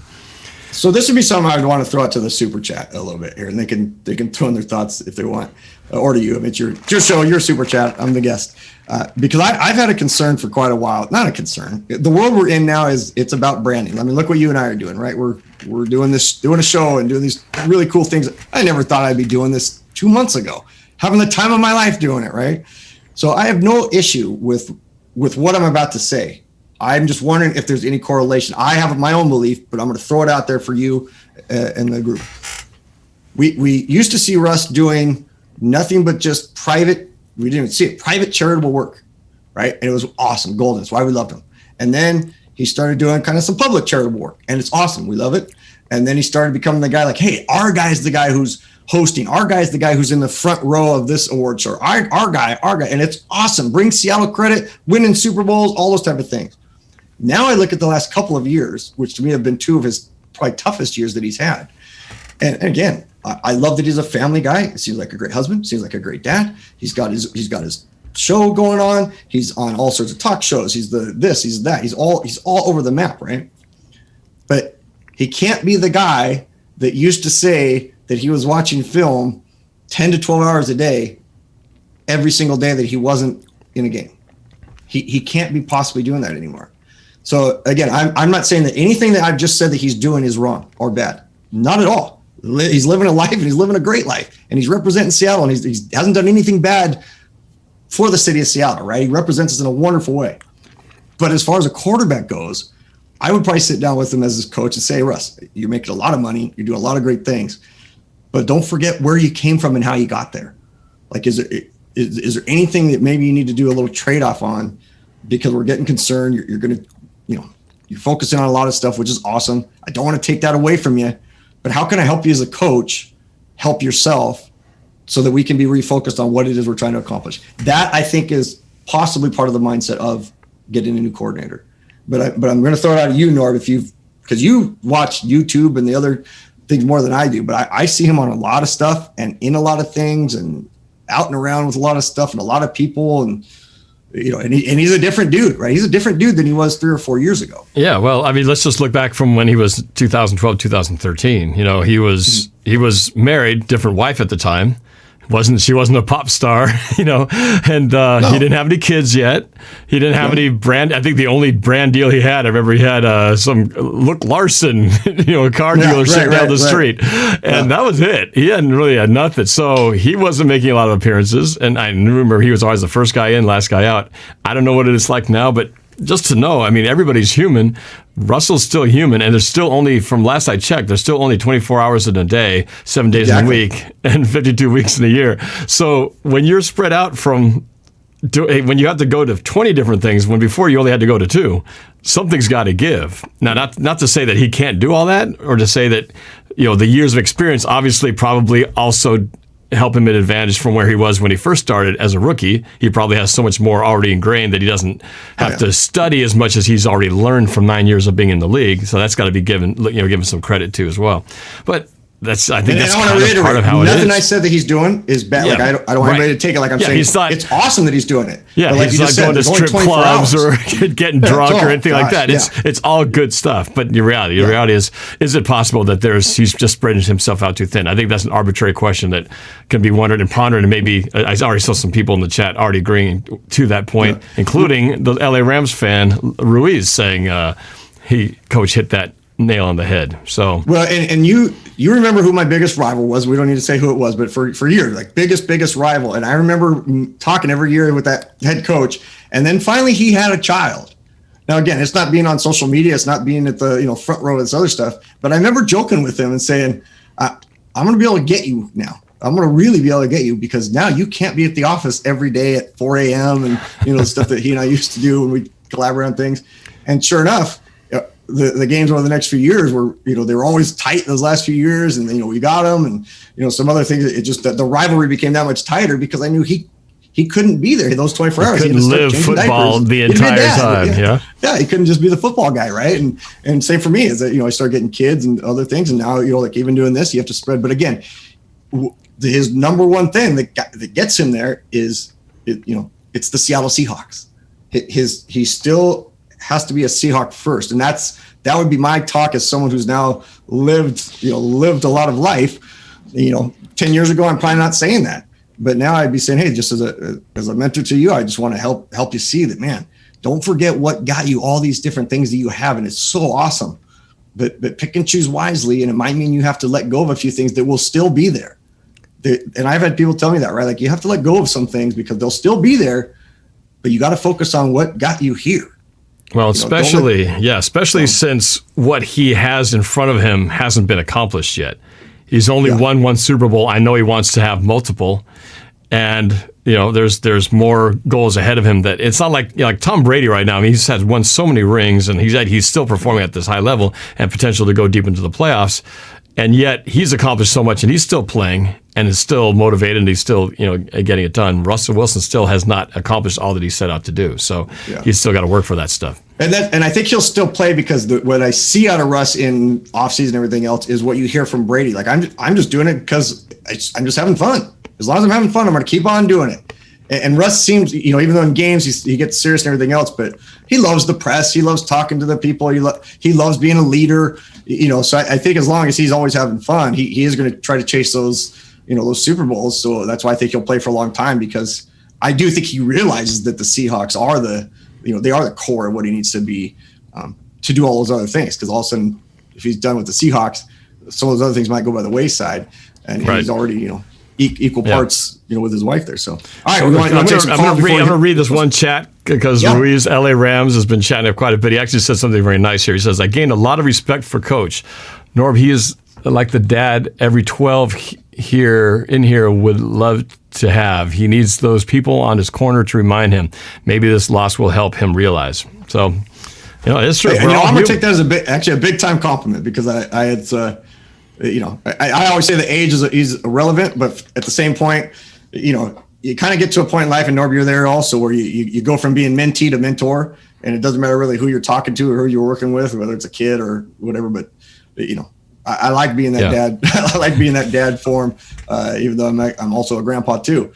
But I like being that dad role to people, because I felt like I was that way as a coach, and that's what I experienced. So to me, it's just paying it forward. I was just very blessed to have people in my life that they were like dads to me, outside of my dad, outside of my parents.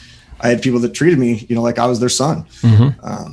So it's a really, really, really neat thing. So I appreciate the compliment, but that's what makes doing this fun. Yeah. Because I want people to learn and get better. And I think Russ probably needs some of that. Sometimes we've all been there, Norb, where we kind of get lost in the shuffle of stuff. Yeah. And we need a buddy. We need somebody that reminds, hey, man, it's like smack you around a little bit. It reminds me a little bit like George. We are going to get to these calls, but it's like George Lucas. We got to a point where he was so big, I think he was just followed around by a bunch of yes, George, that nobody told him, you know what, that might not be a great idea. Everyone's like, okay, great George, point, sounds man. Great. It's great. And it's like, maybe someone needs to tell him that's not really good. You may think it's great, but I think we all kind of disagree on this. Jar Jar Binks may not be the greatest thing for the series here.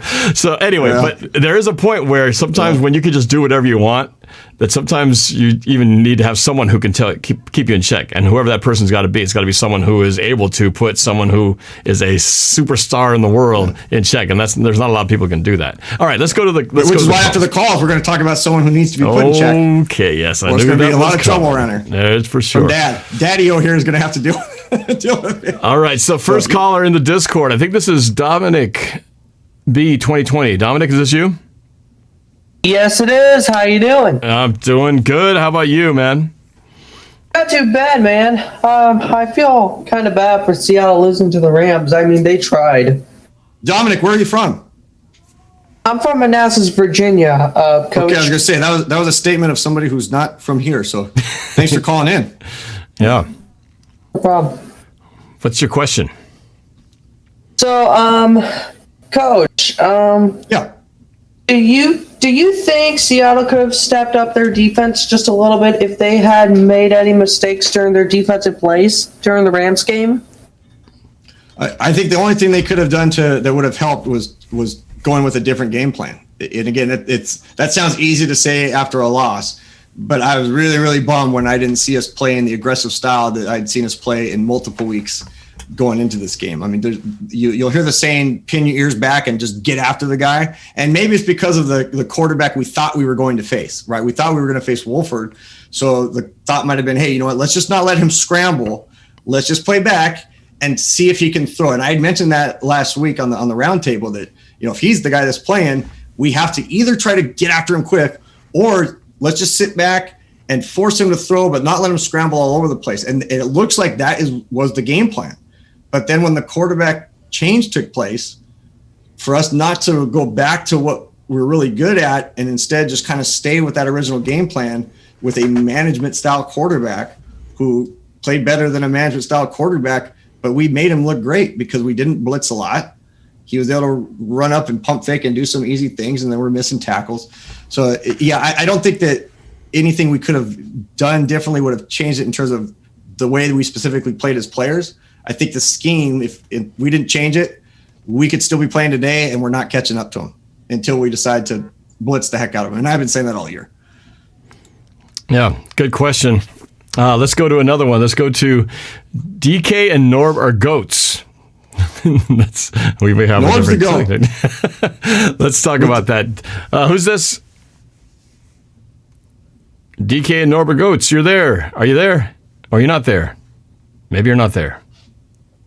All right, let's go to another one. Let's go to, who is this? Quanster.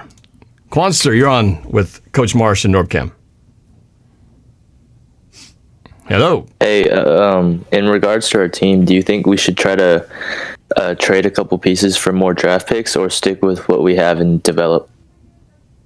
Yeah, so I'm not a big fan of taking of the draft picks. I mean, we do a great job with the draft, but I love the fact that, you know, early on when we built this team, it was around taking lower draft picks. We stockpiled a lot of draft picks, but we did a great job of scouting and selecting players like Russ, right, and Bobby Wagner and those guys. I always think that you take established players or players that you know have great upside that are just in their, you know, second or third year, and really developing them, because you're just taking a chance when you draft a player. I mean, how many Norb and I could go back all the way to the beginning and probably name 5 first-round draft picks that were absolute busts, right? So you're always taking a shot at somebody and hoping that they're going to turn out well. To where when you trade for a player that you already have some game film on, NFL film on, you know they can play at this level, you know their track record as a person, those type of things. I will take that 100 times out of 100. I will always take an established player or a player that we can trade for. And I think that our track record proves that we do a pretty darn good job of trading for the right players. We haven't done as great of a job the last couple of years in terms of taking our drafted players and developing them. It seems like they either get hurt or they just don't develop, or they disappear and end up on a roundtable quiz and nobody knows what their name is. So great question. But if I'm GM, I'm trading for players and developing players. I'm not looking to try to take care of next year's season with the draft.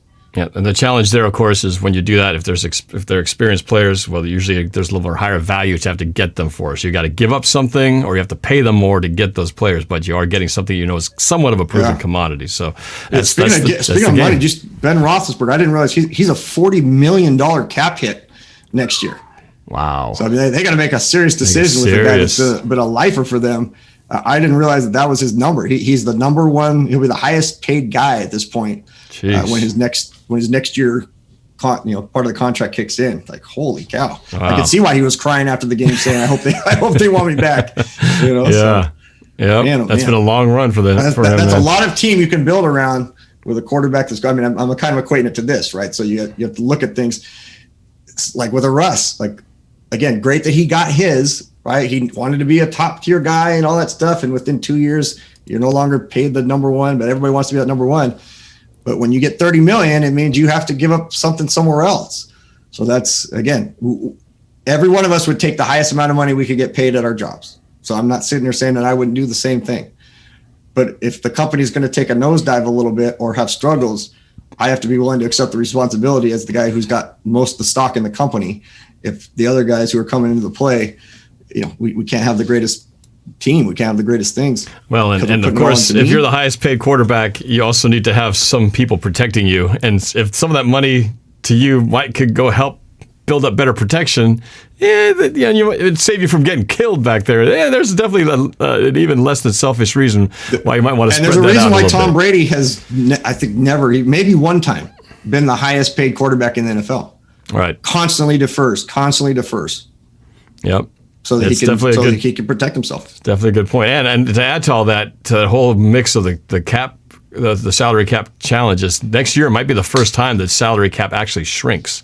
Because every year it's pretty much always gone up. But in a year that we had no fans, definitely some diminished returns on some of the teams in terms of money, that may cause the salary cap not to be in the positive direction, which means teams are going to get even more. And this isn't related to Seattle Seahawks, but it is related to Seattle. The fact that people didn't show up and teams lost money means something major for the city of Seattle. I think that they're already talking about, man. I think they're going to announce it pretty soon. The Seattle Supersonics. Oh, yes, they have. The buzz is in the air, man. Oh man. No, that would be something. Can you imagine that, to get a hockey team and a basketball team all coming back in the same 2 years? Excited for hockey to come here, but man, oh man, just the thought of, all of a sudden I started picturing my days with, the Rain Man and the glove, and those days, those were some of the best days. You know how lucky we were in order to grow up in the era that we did with Jordan and Tyson and Tiger Woods, and then we had Kemp here and Griffey here and Edgar here, and oh yeah, we were so lucky during our era to have and watch the players. During all those things, we had mostly bad football, but we had a lot of great basketball and some moments in baseball during that time. But we never had it to where everything was clicking. You ever notice that? It seemed like there's always like one team's going great and these guys suck, and then these guys are great, these guys suck, and we never had like that and time of city where everybody's good. Is there ever going to be a time? Yeah, it would just never happen. That would be only cool, happens like Boston. Boston gets everything. Exactly. All right, let's go to the calls. A few more here. Let's go to Seahawks fan 123. You're on with Coach Bill and NorbCam. What's on your mind? Seahawks fan 123. You there? I'm here. Okay. What's your name? Where are you from? My name is Vincent. I'm from New Jersey. Vincent from New Jersey. Okay. What's your question? Do you, I don't know if you answered, but do you think we should keep Russell or Well, in terms of a hardcore answer, we have no choice because he has a no trade clause. Now that doesn't mean that he couldn't work something out if he wanted to, but if we wanted to do something when he was signed to his last contract at the last minute, the reason he ended up signing at the last minute was because his agent was finally able to get the Seahawks to agree to a no trade clause, because he was being thrown out there to be traded to the Cleveland Browns at the time. And I'm sure he wasn't too excited about that as an option, and most people don't remember that. If you talk to people, most people have no idea or can't recall just a couple of years ago that he was out there and being floated around as about to be traded to the Cleveland Browns. So he has a no trade clause. Do I think we should get rid of him? No, I think he is still a phenomenal athlete that does phenomenal things, and I love how he represents our city. I think sometimes I think his personality just changed over time, and that's him. That's who he wants to be, and that's fine. But I think we can get the right coordinator in here. I thought Schottenheimer was doing just fine in terms of my opinion of what he could do, because I think our players can develop better. But I think if the guy comes in and figures out the right thing, and if Russ is willing to do RPO type of stuff, meaning run pass option, not just run pass like we've done the last couple of years, but literally keep the ball every once in a while, because he is a running quarterback, and get the quick hit passing game and develop the running game. No reason why Russ shouldn't stay here and why we shouldn't be a Super Bowl contending team for the next 5 years, if not longer. So Lena Dahl in the Super Chat says, my mind would explode if we get the Sonics back. Can you imagine if we got all the previous Sonics to show up for the opening game night? Epic. Yeah, that would be something. Well, I think a lot of them would come back. I mean, Sean Kemp, I'm not going to say what establishment he opened, but he did open an establishment, and Gary Payton came back and cut the ribbon for him. So yeah, very cool that those guys came back, and they've done some games here. I mean, kind of crazy to think who we could have had or who we did have. I remember the final season going to a game with my brother, and this rookie by the name of Kevin Durant was playing for us. Yeah, and and then the following years, there was a time when Russell Westbrook and Harden and Durant. So Yeah, that'd be pretty epic because especially if they came soon while the Seahawks were still hot. Sonics would be rolling. The Seattle Storm be rolling. The Kraken be rolling. There's a baseball team, I think, but nobody. I don't know if they're going to get rolling anytime in the next decade. Yeah, they only hold the longest drought in professional sports in terms of no playoff appearances. Sounders kick butt. I mean, so it's great. It's such a great sports town. Yeah, but there were some great times there. With you talk about the Seahawks crowd when it's going nuts, and Sonics, when it was nuts in Key Arena, and now the new arena. So yeah, even baseball for a time there. We were selling out that place for a good stretch, and before it really got bad. But yep. Who knows? Those times might be ahead. Let's get. Well, we got maybe one or two more, and then we'll go to the next remaining batches of plays. Let's go to Cameron Hughes, who's been active on the Super Chat. Cameron Hughes, what you got, man? You're on with NorbCam and Coach Marsh. Can you hear me? Yep. Okay. I actually have two questions. So, my first question is: do you if you remember when Doug Baldwin would blow up on the sidelines asking for catches and stuff, and Russ would try to force it to him, and he wouldn't play well because he would try and force the ball. But you think him having a number one receiver wanting catches will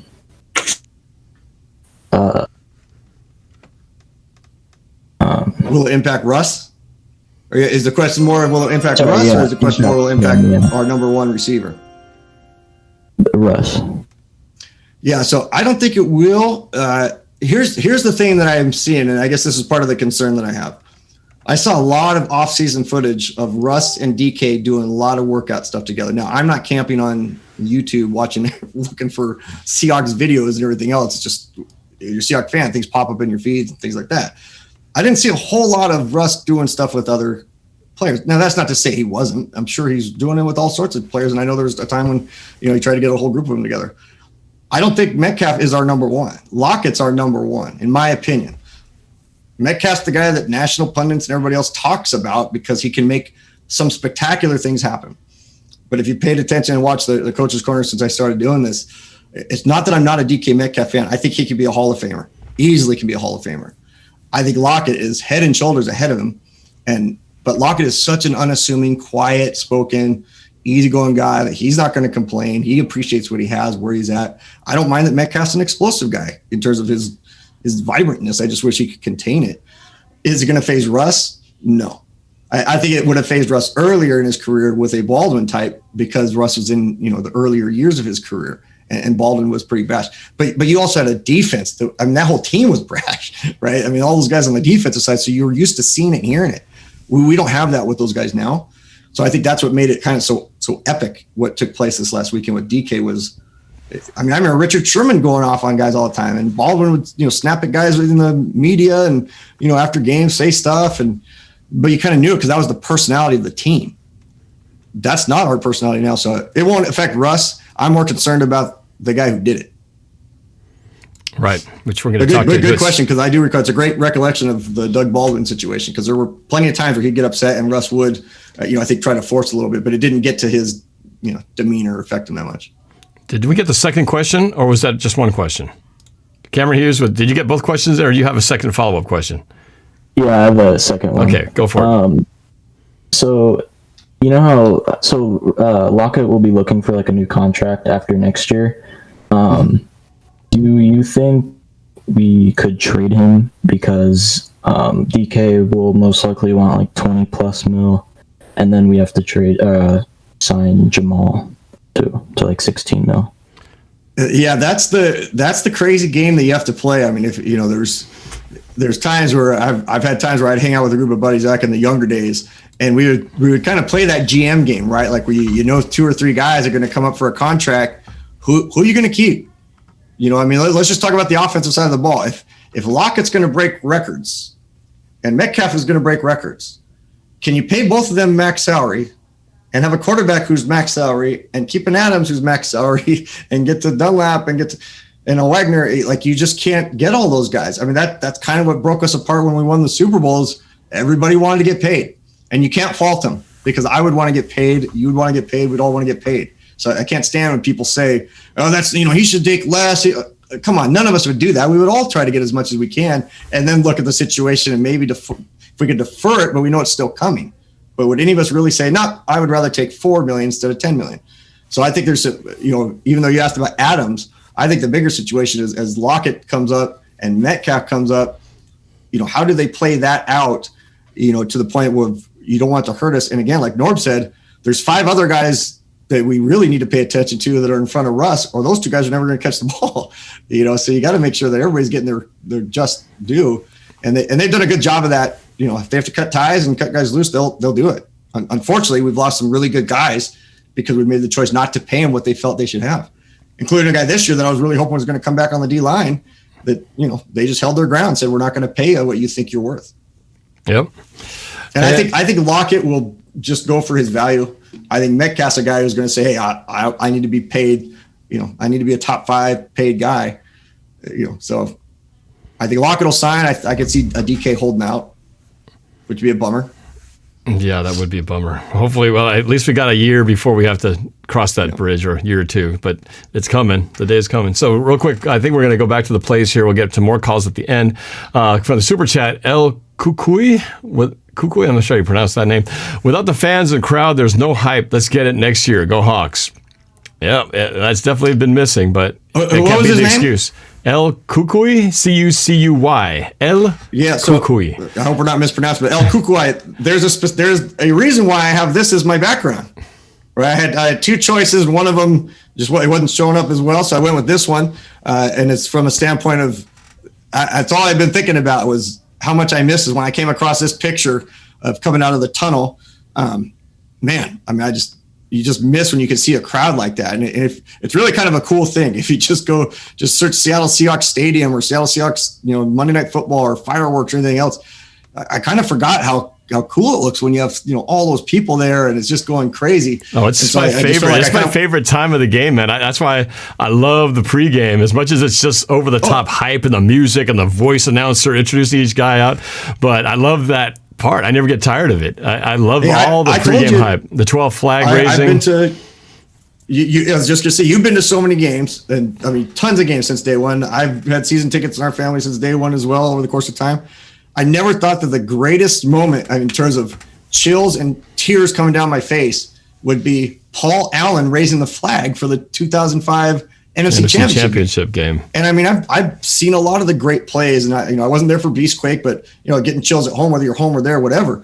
But yeah, sometimes going to the game is about getting there in time for the 12th man flag and who we're honoring before the game and all those type of things, as much as it's great for the game itself. That's why does Seattle do such a great job? Why do players want to come here as free agents?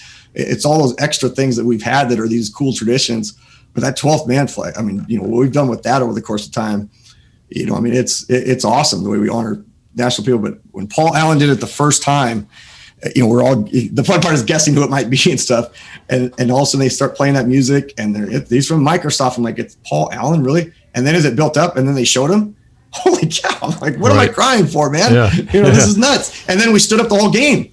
That was the NFC Championship in 2005, where it's like the game was over in the first quarter. It was like a college atmosphere, just going nuts, and you're standing, you're screaming the whole time. You can't hear yourself think. It's awesome, man. Well, and that was the first time to a Super Bowl right on your doorstep. Nobody was going to let that game fall to be like, we didn't bring it enough. We were going to go, there's going to be crazy in there. Apparently, El Kukui is the way to pronounce that. It was corrected in there. So thanks for the super chat. You know who deserves to be there?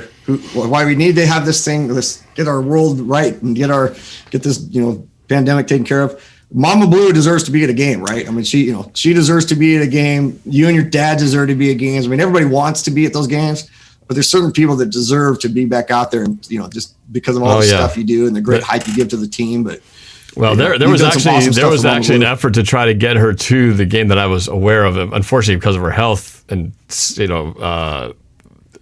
her condition, that wouldn't allow it. but they were trying to figure out a way they could get her into a suite or something. But you might even share real quick who Mama Blue is, just for anybody who doesn't know. Mama Blue, she's turned 90 on Saturday, and the team and a bunch of fans, including myself and Mark Collins, we all were part of a tribute parade going by her house before the game happened, and she won Fan of the Year for the Seahawks, so she was actually the voted on fan. They did a big celebration on that, but really the big thing with her is that she turned 90, and this fall she had pancreatic cancer, and she had to undergo chemotherapy and radiation and all this stuff, and she made it through all that relatively unscathed. But at 90 years old, that's a tough fight to have to do. But she's making through it, and for 90, she's extremely healthy. And her energy is the same as it was the first time I ever saw her on a video back in the 80s. I mean, she is just awesome. Well, and hearing, awesome. The way she's lived her life, she said she's never had a cheeseburger or a hamburger. She doesn't eat fast food. She's super duper healthy, so she takes no medications, which you'll rarely find someone at late 80s or 90 not taking any medications. So this is very different for her. But just goes to show, you take care of your body, it'll take care of you for a long time. But not many of us can say we live that healthy, squeaky clean of a life. But cancer spares no one. And so fortunately they caught it early. What a fighter, man! What a fighter! Yeah, you bet. So all right, let's go back to I know you got a few more plays left. Yeah, two plays and then the bonus. The bonus, I think you'll have a good time with. But as I'm switching over, a question that came up, I'm going to ask you: both players healthy, Clowney or Dunlap? I'm asking you. If both players are healthy, would you rather have Clowney or Dunlap? Because they're both. I'm going to go Dunlap. Dunlap, the results are there. He gets the sacks. He's been clutch when he had to be. And as much as you say both healthy, Clowney was not healthy this year, and he was not able to contribute much, unfortunately. And that team is done now. So I'd have to go with Dunlap.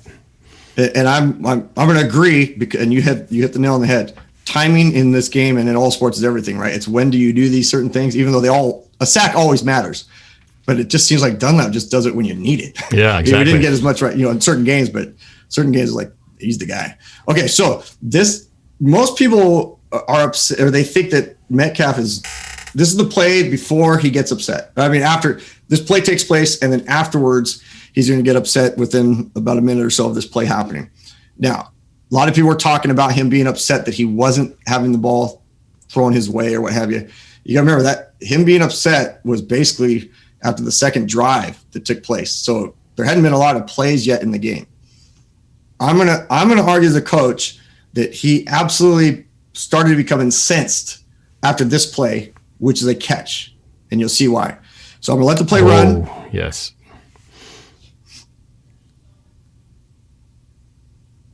Now, here's what I think. Now, again, you see that he gets hit, so it's pretty obvious from that standpoint that he takes quite a shot there. But here's the deal: at the beginning of the play, he does something that we have rarely seen him do, because you have a stand-up backer in their quasi 3-4 because they have a dime package in right here. Diming two extra nickel is one extra defensive back. Dime is two extra defensive backs, which means you're usually taking D linemen out. Sometimes you're taking linebackers out. So this outside backer is a potential rush guy off the edge.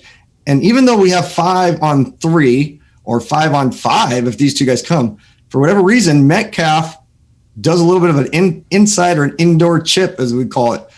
You can see right here, instead of going on a route, he's making sure this guy goes to his outside as if they've told him, buy some time. So that's point A to 2 points that I'm looking at here. A, did they ask him to do something that they haven't usually asked him to do, and he took offense to it? Like, hey, I want him to think he's the number one guy, right? You want all these guys to think they're the best guy. I have no problem with him thinking he's the number one guy. I want them all to think that.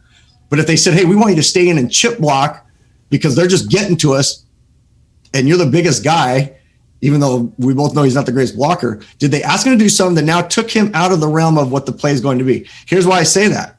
Note the flood basically to the left side. They're basically attacking on the tic-tac-toe pattern up here. It'd be numbers 1, 4, and 7. He's in the 1 set, he's in the 4, and then he's going to attack deep. So really, you got 3 guys running around over here. I don't see any reason why he'd be looking at the backside route when you've basically kind of flooded this side. And again, Norb, here we are looking at a guy wide open, who is wide open. And when I saw in the game how late Metcalf came across, and part of my timing when I'm able to watch plays, even on initial just instinctual pieces, guys should be in certain places at certain times. You just know it when you watch a lot of the game, and that's not just me as a football coach.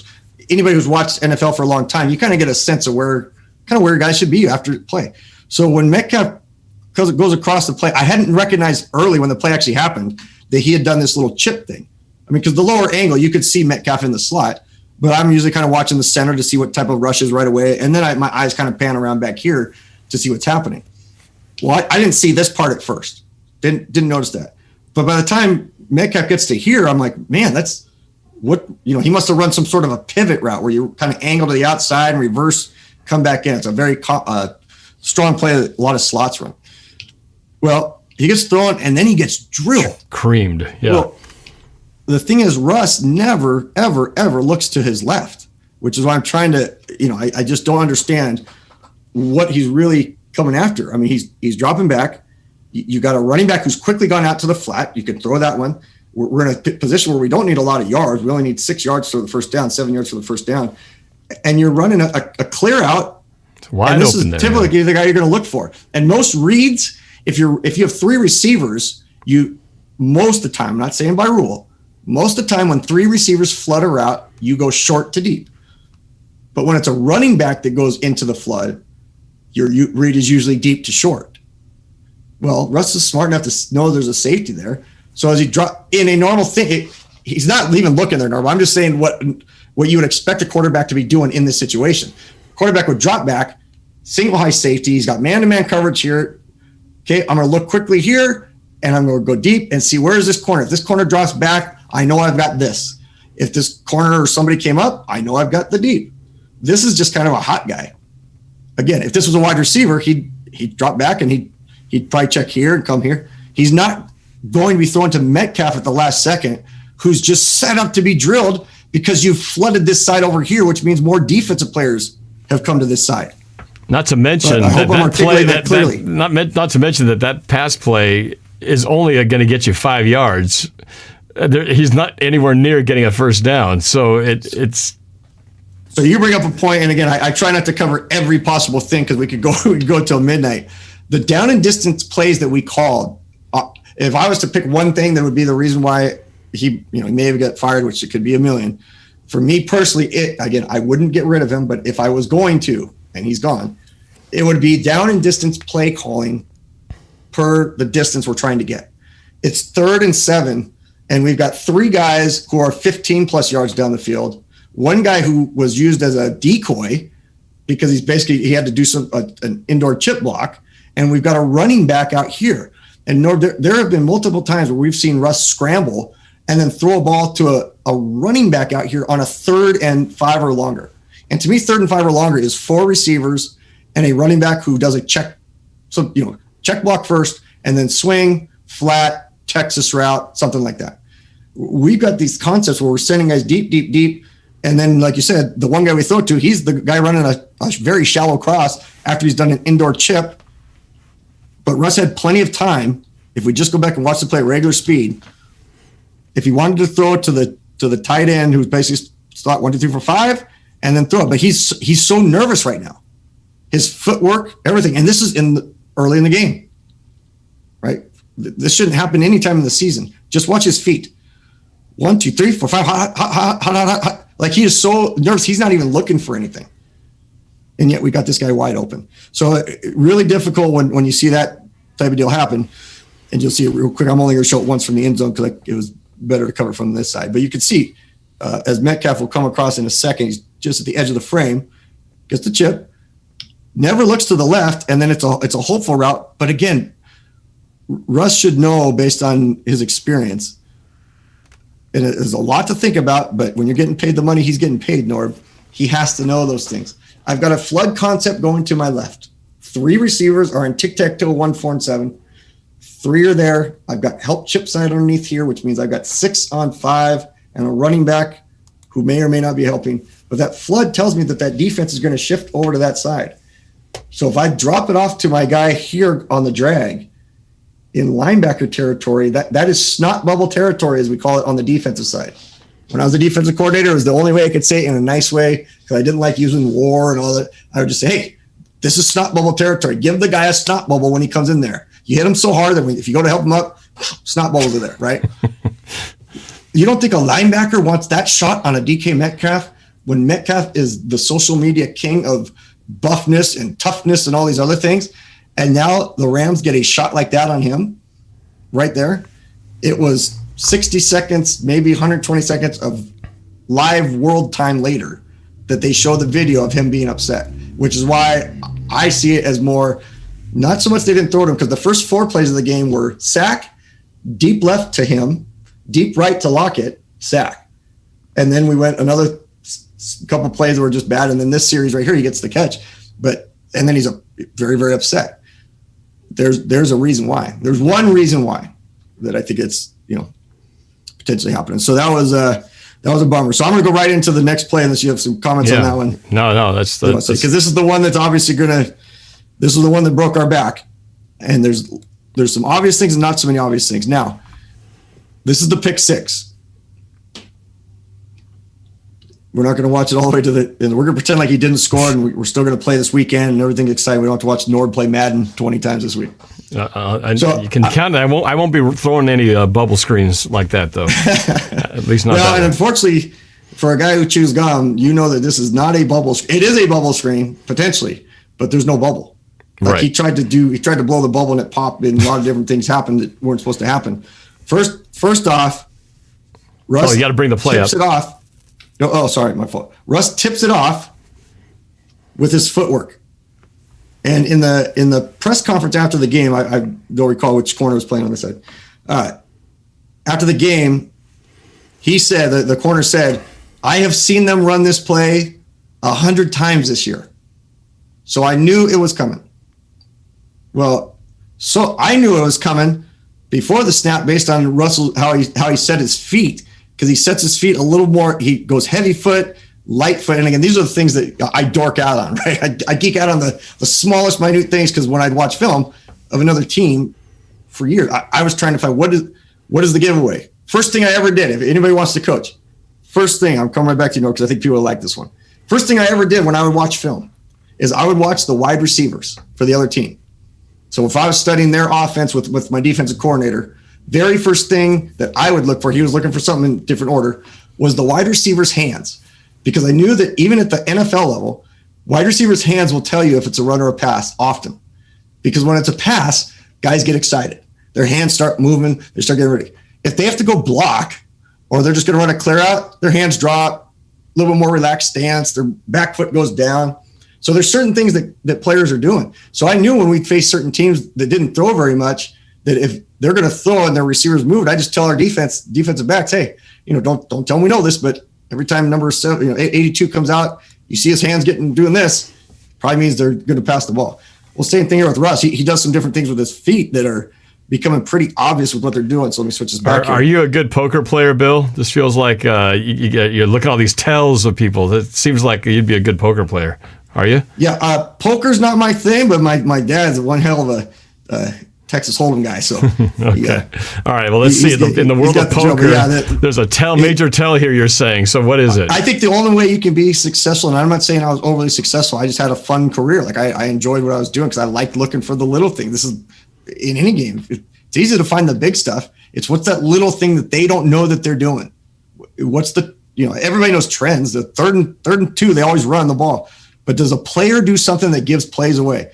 Well, here's the definite thing that Russ gives away. A very poor play fake, which you're not going to get a heavy play fake here, but his footwork is immediate to the screen. Again, if you just watch the footwork, it's just a quick step and throw. So there's no movement towards any sort of a play action, which tells me that this play, even though people are getting upset at DK for not coming inside, and initially I did a little bit because you still need to come inside based on the blocking that I'll get to in a second. But Russ gives no sort of a step to the running back. And again, this could be scheme. This could be what he's taught to do. But if you don't step and make it look like there's the play action, then what's the purpose of having the running back come across here like there's a play action? Because all you're telling a DB or anybody to do is just look at his feet. He's getting it, and right away his hands come up. Yep, and he's immediately stepping over there. Even if this DB had a poor break, he's going to get there better and quicker because he's going to notice right away, as opposed to have a little bit of a fake. Because if you do the play fake, Norb, your wide receiver should be drive stepping one hard step. 99% of the time, when you see any sort of a screen with a wide receiver, they take at least a baby drive step towards the DB to get him to freeze, make him think he's going or something. But you just get a kind of a lateral step, but he's turning inwards. He's not squaring his shoulders and taking that step. All he's doing is he's turning right now. I mean, that's an obvious jab and balance weight. A smart corner is going to see that. People are getting upset that he didn't get a good block. How can he? This DB has to be set up by either your quarterback with a little run fake here to freeze him if he was looking here, but he was kind of looking inside at Metcalf, or your receiver has to sell a little bit of a run to set up the block. I mean, in a traditional bubble, he would step, he'd come inside while the ride fake's going, and now you're catching in here, and now you're going up through this spot because he's settling to get this block. The slot receiver was blocking outside, originally the way it would be drawn up. So from right here, you're going to get a crisscross block. Get a block here and a block there, or they would block here and here. I mean, either way, you're going to get some sort of block to create an alley for him to step, come get the ball, shorten the pass, and go up this direction. We are probably the worst screen team I've ever seen. And I love screens, man. I love them. And I've asked for them so many times. And half the time I ask for them, they either get picked or we just kind of dump them up there. Lose yardage. Yeah. It's not a pretty thing, our screen game, for sure. Yeah, it's just not good. So, and here's where you can really see the footwork piece that I'm talking about with them. That they're, again, you can't see it from the side. Here, when you can see spatial awareness, from a DB's perspective, he didn't even stick that ball even though he's out at a 45-degree angle, you can tell there's not even anything close to a play fake. And right away Russ is turning that way. So out of peripheral vision, if that DB just split his vision, he could see quarterback stepping and he's seeing the DB or the wide receiver immediately step back with no real threat of a pass. That's two guys that have a problem, right? That's a forced. And I had said on Squabbo's show while we're watching this, I said, guys, they're going to force something to Metcalf. I kept saying it over and over and over. I didn't know what it would be, and I was hoping it'd be a slant and a catch or something. Every coach does that. So we'll come back to you. Every coach is going to do something like that. I've done it a million times where a guy's upset, and maybe they're a little bit kind of a prima donna type, or they're just over animated. And so you just want to get them back in the game. Hey, let's just throw them a quick hitch, a quick slant, something to get them. Okay, I'm back in it. I'm caught. You've paid attention to me, right? You're the little kid that needs a little bit extra attention. We'll give you the pacifier. Here we go. Instead, he goes over, throws a hissy fit after that play that he'd been hit on. Now Pete Carroll has to go talk to him. Now the offensive coordinator has to talk to him. Now Russell Wilson has to talk to him. There's no fans in the stands, so everybody can hear him on the sideline say what he's going to say. As a coach, when you're calling plays, you're trying to find the zone so badly. Well, now those first 20 plays you've scripted or whatever you're doing to get yourself into the zone is out the window. Because now everything is about, I've got to make one player happy so that he stays in the game the rest of the game. So what are we going to do? We're going to run a play that's just not in our purview of what we like to do. We haven't done it well in the past, but it's Russ, it's a quick hitter. Let's just turn and throw that. I mean, what could go wrong there, right? Everything that could possibly go wrong after he'd just been upset. And then what do we have to do the rest of the game? We have to force feed him. He gets his touchdowns. He gets them deep, on the big deep one. But you saw what I showed you with Russ. The way he was playing in the rest of the game was just like that. And I'm not the only person. It's not like this is some secret thing. Other people I've watched who are doing similar things are saying the same things. And these are guys that work at the NFL level that are breaking down plays. Their number one thing they're saying is Russ was not himself after Metcalf went crazy because he was constantly looking for him and wasn't throwing to wide open people like he's been doing for his entire career for the most part. That's why he was 11 for 25, or whatever it was, instead of throwing 80%, 70%. And that's the biggest concern, looking ahead, just the whole diva mentality where it becomes about me instead of about the team. And I hope that this does not continue, into next year because, he broke all his records and stuff, but look where we're at. We are sitting here on the couch after one playoff game. I'm going to continue into the bonus because the first part of the bonus, and trust me, I want everybody to know that when I talk about Metcalf here, it's from a standpoint of kind of going back to the comment about being the dad, right? I love DK's story. So I'm going to Oreo cookie sandwich this one a little bit. I'm going to give you the good and then some real ugly, and then I'm going to end with a really high note here for him.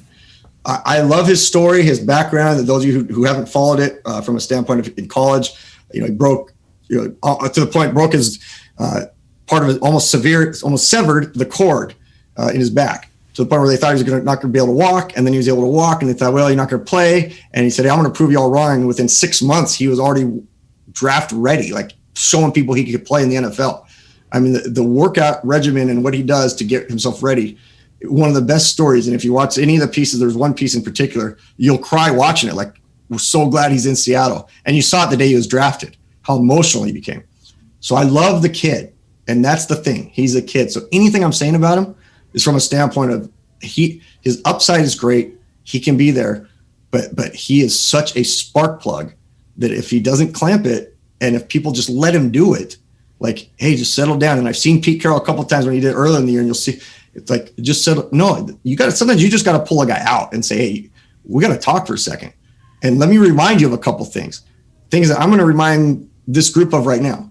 So I'm going to come back over to here and just show a little bit, again, as a coach, when I see this type of a thing take place, it's just a real, it's a bummer that it happened. Oh, did you lose me there, Norb? Yeah, for a moment. Let's see if I can come back on you. There you go. You're there. Let's see the plays coming on there. I see you, but we seem to have lost the play. There it is. Here we go. Now we're back on again. All right. So again, just him getting upset. I'm not going to replay it and rehash and everything else, but other than he gets upset, he does his thing. Now he's sitting on the bench and guys are talking to him. And I would be saying, hey, let me remind you of a couple things. Do you remember earlier in the season when you got in a fight and our players tried to help you out, and instead of listening to our players, you shoved our guy off? Do you remember the play early in the season when we really needed you to score and hustle, and you made a play with the Cowboys where you didn't go in and make the play happen? And now I'm going to show you something that happened last night. And we've talked about circling up and those type of things. These are just, all these plays happened early in this game last night, and I had to pull them out. Now, somehow your screen is kind of covering them, Norb, I think. Oh, let me just take myself off for a second. Where am I? Where's my camera here? We got guys floating in your field. Is it in this corner, you mean? I just see, as I'm looking at you, unless you feel like you're good, maybe we'll say in the super chat. I think we're good then. All right. So here, circle up, catch, right here. Circle up, catch here. Circle up, high point, catch. Circle up the same play. Circle up, high point, tiptoe, catch, right? All these things that are taking place. This kid, the Heisman Trophy winner, how easy does he make that look right there? Right? I mean, the arms, the easy kid. When I talk about circling up, that's what I mean by circling up. So when I talk about DK Metcalf and the stuff he needs to do, I'd be asking him, do you remember when we talked about things you need to work on earlier in the season that, man, what would you think if guys were getting on you for doing something like this, right? What would happen if the lineman yelled at you because the football hit you in the helmet on Monday Night Football? Would you want guys screaming and yelling or saying you didn't do the right thing when you blocked? Again, those would be just the quick hitting reminders that I would tell a guy. And this isn't to try to bash on Metcalf. I'd be doing this privately, right? And then I'd show him this guy. Now, I know Elena is jumping out of her seat right now. She's so excited that I'm putting some Steve Large on here. But this is less about going into the prehistoric era, Hawks. And this is more about a guy that goes about to the ball, second effort, and he was doing this, laying out, doing those things. So this is why I want to end it with Metcalf, because I'm going to remember the great stuff and why he is going to be a Hall of Famer, because this is what I've done many times with players.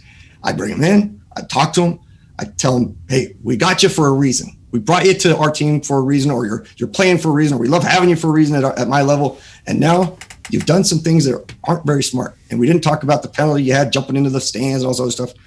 But now let me remind you of just how great you really are and how much people in Seattle love you and why we need you to step up and do things for us, because you made one of the most spectacular plays I've ever seen, kind of like this guy did. He's remembered for being a special guy with a lot of heart. And that's why we're going to remember you this way, for circling up, catching the ball the way we needed to catch the ball. That is the type of conversation I would be having with a player like that. That he's so good. His upside is so great, but you cannot go over to the side. You haven't earned that yet. He has not earned that. And I think we used to talk about reading press clippings. There's no newspapers anymore, so guys don't do that. But with the branding and everything else, which again, I love it. So I'm doing this with you, right? But as a coach, I look at that and go, man, who's talking to him? Because he's done that multiple times this year. And that to me is Pete Carroll. That has to be Pete Carroll. He's the player's coach, but part of this is what started to run awry a little bit at USC, right? Players start doing kind of their own thing, crazy this, crazy that. All of a sudden, it's like, I won my titles, but things are getting a little out of control. So that's why I'm very, very ecstatic that Schneider is staying, and why I hope Pete will talk to him, and why Russ needs to talk to him. That's the difference maker for us, Norb. For us to go to the Super Bowl, DK has to be the guy. He has to be the guy. But he can't be doing what he did the other day. It just can't happen. Yeah. And if he doesn't, he'll be phenomenal for us. We'll be talking about him like we do with Largent. Otherwise, in a year or two, he'll be the guy like a T.O. who's a phenomenal player. Like, I love watching Terrell Owens play. And I love that now he's kind of had some reprise on it. And I loved his personality. The Sharpie, I was at the game, they did the Sharpie incident with us. But some of those other things was what made people just never really truly respect the player that he really was, because all they remembered was the other antics. I don't want DK to be that guy. We've never really, who have we had in Seattle that was like that? The most brash guy we ever had was Gary Payton, but he never really did anything. He did a couple things, but nothing crazy over the top that you go, oh, but remember he did that thing. Because the guy played so hard and he was such a great teammate. So DK can be all those things. And that's why I wish I could coach him. I wish I could hang out with him, because it'd just be fun to work with that type of talent. But the psychology of the game is where we got to help him. Yeah, it's interesting because for a long time, how long have we been wanting a sort of dominant big wide receiver in Seattle? We talked about, I don't know if the last time we really had one that fit that mold. Maybe you have to go back to Sidney Rice, but we really never had that big number one guy, right? Jermaine Kearse, he wasn't that it. Doug Baldwin wasn't it. No. And someone's going to say Jerry Rice, but we got him at the tail end of his career. Yeah. But we got Franco Harris, right? We got all these guys at the end. But you're right. We've never had that true, superstar stud. And now he's it. He's exactly, physically, and he's it in the making. And now you kind of get some of the stuff that goes with it. So hopefully they can nip that in the bud and get him on the right path. And I don't blame him for getting upset for being that, like that play where he's blocking, which is just such an odd. It's just kind of an odd concept a little bit. But you're asking him to do a little extra. Okay, you got to do the job. But then when you get crushed across the middle, there's ego there, man. And he's an ego guy. And I don't have a problem with that. But you can't let your ego, when it gets shut down or you get upset, you just can't do it to that on a team where you have all those players. They're going to look at you, and then you're going to get what you got from Lockett. You didn't. Again, it was just a bummer to see Lockett not just be. Again, when you're catching up, you don't want your team to be going over the top and doing crazy celebrations. But we just got right back in the game. It wasn't like we were down 35. Right. It drives me crazy when teams are down 35, score a touchdown to get back within 28. They act like they just won. And they get excited like it's we just took the lead, right? No, I understand the situation. But to not have Lockett, at least a little something, even though he's a calm guy, a little bummer. Yeah. I do have a few fun little bonuses for you though, so you decide if you want to do. Yeah, so let's hit those real quick. Let's go bonus or calls. Maybe let's get some calls in here, and the bonus can be the bonus. All right, let's go to Seahawks for life. The bonuses will be quick. They're quick and fun. Okay, Seahawks for life. You're on with and everybody in Discord, be ready because I'm going to be calling you guys quick. So Seahawks for life, you're up. I'm ready. All right, go for it. Oh, I like it. He's ready to go. Okay. So do you think it's a good idea that we fire Schottenheimer? Because I am still a little bit nervous that we'll go on a decline and miss the playoffs and other stuff. Yeah, I tell you what, I'm nervous about it too. Norb and I talk about it quite a bit here, that when you talk about getting rid of people, who do you replace them with? And be careful what you wish for, because sometimes you have things pretty well as you have it. Every year, if people said you'd be 12-4 and you'd win the division, and then you'd have to start playing your playoff games and luck of the draw, whoever you get. We would all take that every single year. It's just a matter of, I guess, how you get to the 12-4, I guess. Again, I was so glad that Pete got the extension, Snyder, all those guys, everybody. I think thought Norton was going to be gone. why he's not the guy who's gone. He gets to stay because we had a good rest of the season, but this game really didn't show me anything special on the Norton side. But again, I wouldn't have wanted to get rid of anybody. If it's my call, they just stay. But you can adjust the scheme, and that's sometimes the issue is these coordinators, they get so caught up and stuck in what they want to do that they just don't know how. They can't, and it baffles me because you can adjust. The great coordinators, they change from time to time. They adjust it to those players. It's not like high school and little league where you run a certain offense and you just kind of run it your whole career. I change my offense every year, every 2 years based on my personnel. So you got a Russ, you got a Carson, you got some stud receivers, so you have to figure it out. But so whoever they bring in, they're going to have to really decide how do they want to, what is going to be the identity, and really name it. Like, come out and say it. Like, we are going to run the football.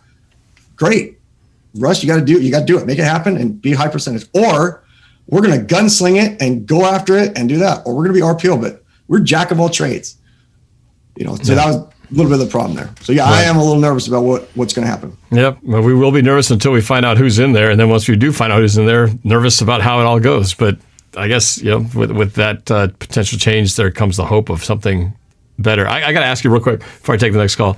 So in a short answer to this, who was the better coordinator, Darrell Bevell or Schottenheimer, in your opinion? Put you on the spot here. We didn't talk about this in our pregame. Who was the better coordinator? Who was the better coordinator? Would you say Darrell Bevell was better, or do you think Schottenheimer was better?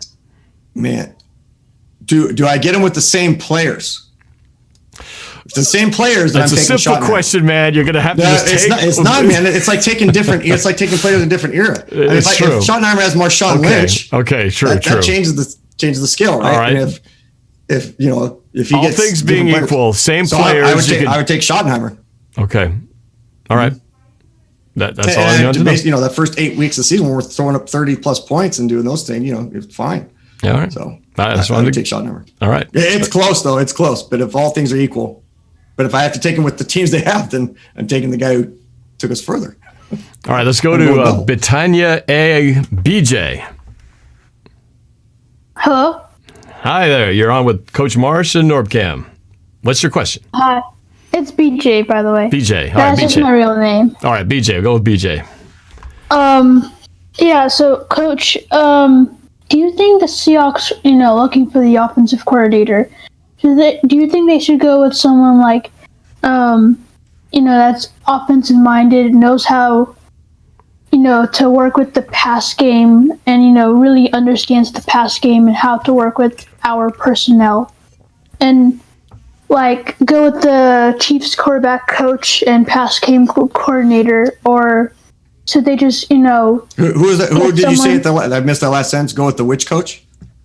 Mike something. I don't know how to say his last name, but he's the quarterback coach. For the Chiefs. Okay, I know the Chiefs. Yeah. Because, for me, I think Russell Wilson is just, doing whatever he wants in the pocket, At times, he just seems like he doesn't know what to do. Do you think he should be,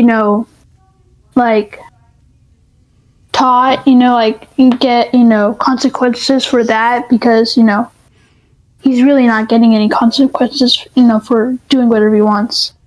Yeah. So here's the thing. I think it's more about, and I understand what you're saying when you're saying consequences there. It's more about having a system where he can make quicker decisions, and he's forced to make those quicker decisions. So it's a matter of, if someone's not going to come in and hold him accountable because you're just letting him, letting Russ cook, as they were saying. When you start letting someone cook too much and then they think that they're just kind of the master chef and then they just start doing their own thing, things start to get burnt. Things start, not paying attention to this, not paying attention to that, if we're going to stick with that analogy. So the situation is sometimes a quarterback like that, and then you get a DK and you get this, it's called cognitive dissonance, is when you have somebody who's, they're all caught up in themselves and then they can't handle what someone else says to them. And I think Russ he's getting to that spot. DK's getting to that spot. You get some other guys that get there, and we just haven't had that as a team before. So we need a coordinator that can come in and almost have Pete tell that coordinator, you take that side of the ball and go with it. I'm not going to get involved. I'm not going to get in the way, and I don't know if that's happening, but that's what I would recommend if I was a Schneider or somebody else. Like, hey, you have to choose one side of the ball or the other. And I think at the midway point, Pete Carroll got involved with the defense. I think a lot of that change took place when Pete Carroll decided, look, Nord, if you're going to stay around, I got to get involved a little bit more. So I'm going to hang out in those meetings a little bit more. Maybe that took him away from the offense. I don't know. But I hope we can get a coordinator in here that we just let him be. So again, going back to like a Peterson type, that guy you're going to let be because he's been around the block. He's been a head coach. He has the respect. Bring a guy like that to where if Russ has some guy who's close to his age and he's younger and whatever, can he get enough respect quick enough for Russ to go, hey, out publicly, I'm going to act like you're the great guy and I'll use all my cliches. But behind the scenes, my ego is such that I know more than you do and I could do better than you. You see it all the time where guys think they know more just because they've played the game. And playing and coaching is two different things. So we need a coach that can step in there, be strong. I don't want to say be stern, but as you said, kind of hold them accountable and have some consequences, not from a standpoint of being a little kid getting a spanking or something like that, but from a standpoint of, you got to run our offense the way we want it to be run. It's the only way we're going to be successful. And Russ has to be able to buy into that. That's going to be the marriage that has to happen. Can Russ buy off on and buy into whoever we hire as a coordinator? Yeah, good point. Let's go to Mo Delio. Mo, you're on with NorbCam Coach Marsh. Hey, my question is, who do you think the best pickup would be over Anthony Lynn or Doug Peterson for offensive coordinator? Man, that's a tough one. I mean, just because Peterson just came on the block, I really like him. I mean, anybody who's willing to run a reverse throwback to the quarterback in a Super Bowl, man, that guy's always going to have my respect. And I'm a guy I love trick plays. Some people don't believe. I don't want to say guy. I mean, because there's female coaches in the NFL too.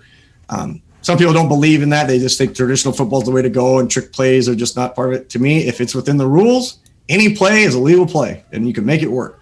So, to have a coach that has that type of creativity and imagination, maybe he got a little more conservative this year or what have you. I didn't follow all their plays and everything.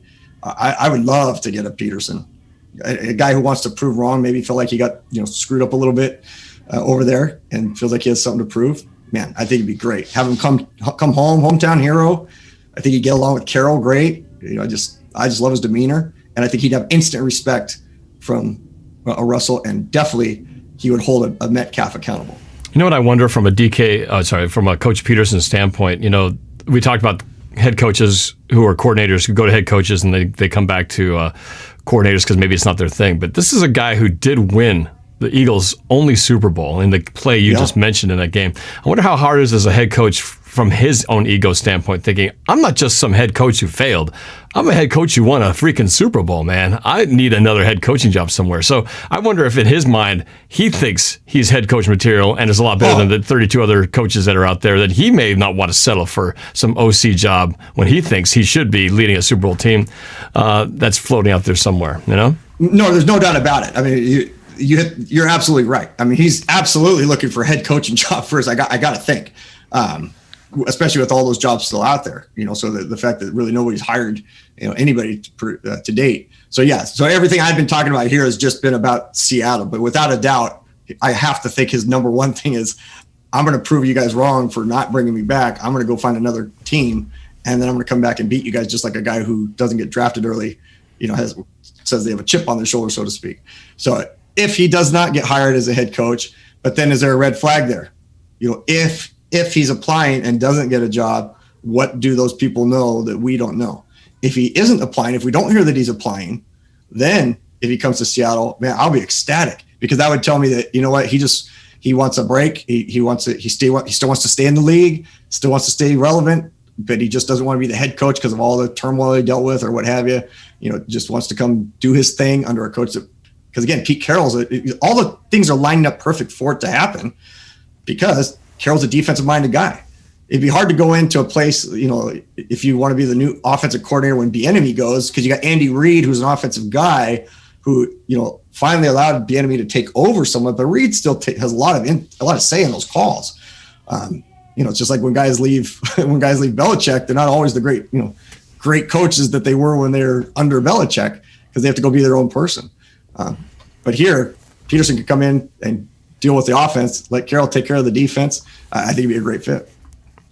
All right, let's go to Archan. Archan, you're up. What question you got for Coach Marsh? Archan, you there? Hi, can you hear Great me? questions tonight. Yeah. Archhead, yep, you're up. What did you got for Coach Marsh? So obviously Seattle has some cornerback problems. So I was gonna ask, who do you think is a corner that you guys should target right now, and why do you think Russell Wilson did not run a lot in the Rams game? So I'm going to answer the second one first. I think the running piece is, again, a product of the offense. We've been talking about it lately, that you've heard the phrase RPO, which is run pass option, right? Where you can single back there, and they either give it to the running back or Russ reads the end and then he does it, or he doesn't give it to him. And then if he starts to run, very rarely do people pass it. That's more of a college thing. But the offense is RPO. We do the RP part. We do the run, sometimes pass a little bit off of it, but we don't run the option part of it where Russ reads it like he used to with Marshawn. He was awesome doing that. But then coordinators switched. They still kept the concept, the run, the RPO concept in terms of the looks of it. But Norb, you've said it too. Teams no longer keep a defensive end or an outside linebacker on the side opposite of where the running back's going because they don't respect the fact that Russ is going to run anymore. So the few times that he did it, and in fact, this last game, he did keep it on a play that was going to be an RPO, an actual RPO, and he kept it, but the whistle blew. And so then they had to run a different play, and he was wide open, probably gets 10 to 15 yards out of it. I remember that. So it has to be part of the concept of the quarter that a coach brings in. But then as quarterbacks get older, is it Pete Carroll saying, "Hey, look, we need this guy to stay fresh. Let's not have him run as much as he used to," But that's what he's done. So I wish they would get back to that. As far as cornerbacks, that cornerback is really it's the one position of all the positions, my opinion, that you can go into the draft and potentially get someone. So, I could sit here and name names around the NFL and I'm not going to claim to know who's coming up as free agent and those type of things. But that would be a spot because sometimes you can get a young guy who runs that quick 40 and has the quick, movements and can stay with a guy and maybe he's a good press corner or what have you. And I just don't know all of them that are out there. That's the one area that you can go into the draft and get a, second, third or fourth round guy who can come in and be an impact player. And we've had them over the years. Other positions, very hard. So it's a little antithesis of what I said earlier. But that might be an area that I would look for before I'd go, because corners are expensive, right? They're one of the top 5 paid positions. So you have to, again, give and take. Well, yeah, maybe you get lucky and draft somebody in the 3rd or 4th round who just turns out to be a stud. Agreed. But tough to find. All right, we're going to go one more call, and then we get the last bonuses here. So let's go to Nick LeBeau. Nick, saved you for the last. Are you there? I'm here, yes. Can you guys hear me? Yeah. Yes. Awesome. Explain who you are, Nick. Oh, yeah, Nick. So basically, my question is, in this offseason, it looks like we're going to have to choose between Chris Carson or Shaquille Griffin. What do you think is the more important position to invest in between the two? Or more important player to invest in? Yeah, so importance of position, I would say Shaquille's position is more important. In terms of player for player, I would go with Carson, hoping that he stays healthy, right? Everybody knock on wood if you're a Seattle fan. Just because he brings that defensive-minded presence on the offensive side of the ball. He's not Marshawn Lynch, but boy, does he run hard. I mean, he runs so hard, and I love watching him. I think he can get the tough yards. Again, I think he's a great guy that you can build around. If your goal is still, if you still think and believe in running wins you championships and defense wins you championships, then I'm going to keep Carson. As much as I love Shaquille, so this is not indicative of liking a player or not liking a player. I just feel like I would rather keep Carson. But if you're going for position, then running back isn't always the position you're going to go for. Would you say it's easier to find? You just finished saying how high it's hard to find cornerbacks. That's the top 5 paid position in the league. Is it really easier? I always hear the argument when they talk about why you can let a guy like Chris Carson go, because you can always find running backs. You can always find running backs any level. But have we really been having luck finding running backs? Because, man, we've gone through a lot of guys who've sort of flamed out and never been much. And that's been ever since Marshawn Lynch. This has been the best running back we've had since Marshawn Lynch in my opinion. And so I don't see how people can just say, Oh yeah, just plug anybody in because I don't think that's the case. Usually people who say that are either people who root for other teams who don't use the running game like we do, or they're like us and they hear people say how easy it is to find, running backs. But the fact of the matter is we are a heavy running team. So we do need to have a good back. So the stock for us in a running back is much higher than it is for Green Bay, for the Saints, for those other teams that are, getting into the playoffs, even for Kansas City, because they have other weapons that they're able to utilize, and they have, coordinators that are utilizing those weapons the way they need to. Pete Carroll is always, for his whole entire career, he's always been a run first guy, and run first doesn't mean you just run a little bit more than you pass. It means you are dedicated to, we are going to run the football. We're going to keep the clock moving. And at the end of the game, we're going to beat you with the weapons that we need to use to beat you. And then our defense is also going to keep us in there. So, yeah, I don't think it's very easy to find running backs, which is why I would want to keep a Carson, because of what our philosophy is towards winning. And it's a proven philosophy. It's a philosophy that's been proven, and it's worked for us. But it's only worked for us when we've had guys like Marshawn, and then Carson. It hasn't worked for us too well when we've been struggling, when we've been going 3 running back by committee, like we did at the end of last year. Yep. No, that's a very good point. All right, let's go. One last question. Cameron Hughes was asking the chat, can you get one more in? So I'll let him get the last question before we go to the final bonus play. So Cameron Hughes, you have one last question to close out the show. Yeah. I think a run-first offense could work nowadays. Most people don't like that Pete wants to run the ball. My only problem is that we're paying our quarterback a whole bunch of money. So I just want to know what you think about that. So there's one way to negate it, and I wish more teams would come back to it. But again, I'm a little old school, even though I love the passing game. I mean, I absolutely love the passing game. But I think when teams can get into, I love that we have great tight ends.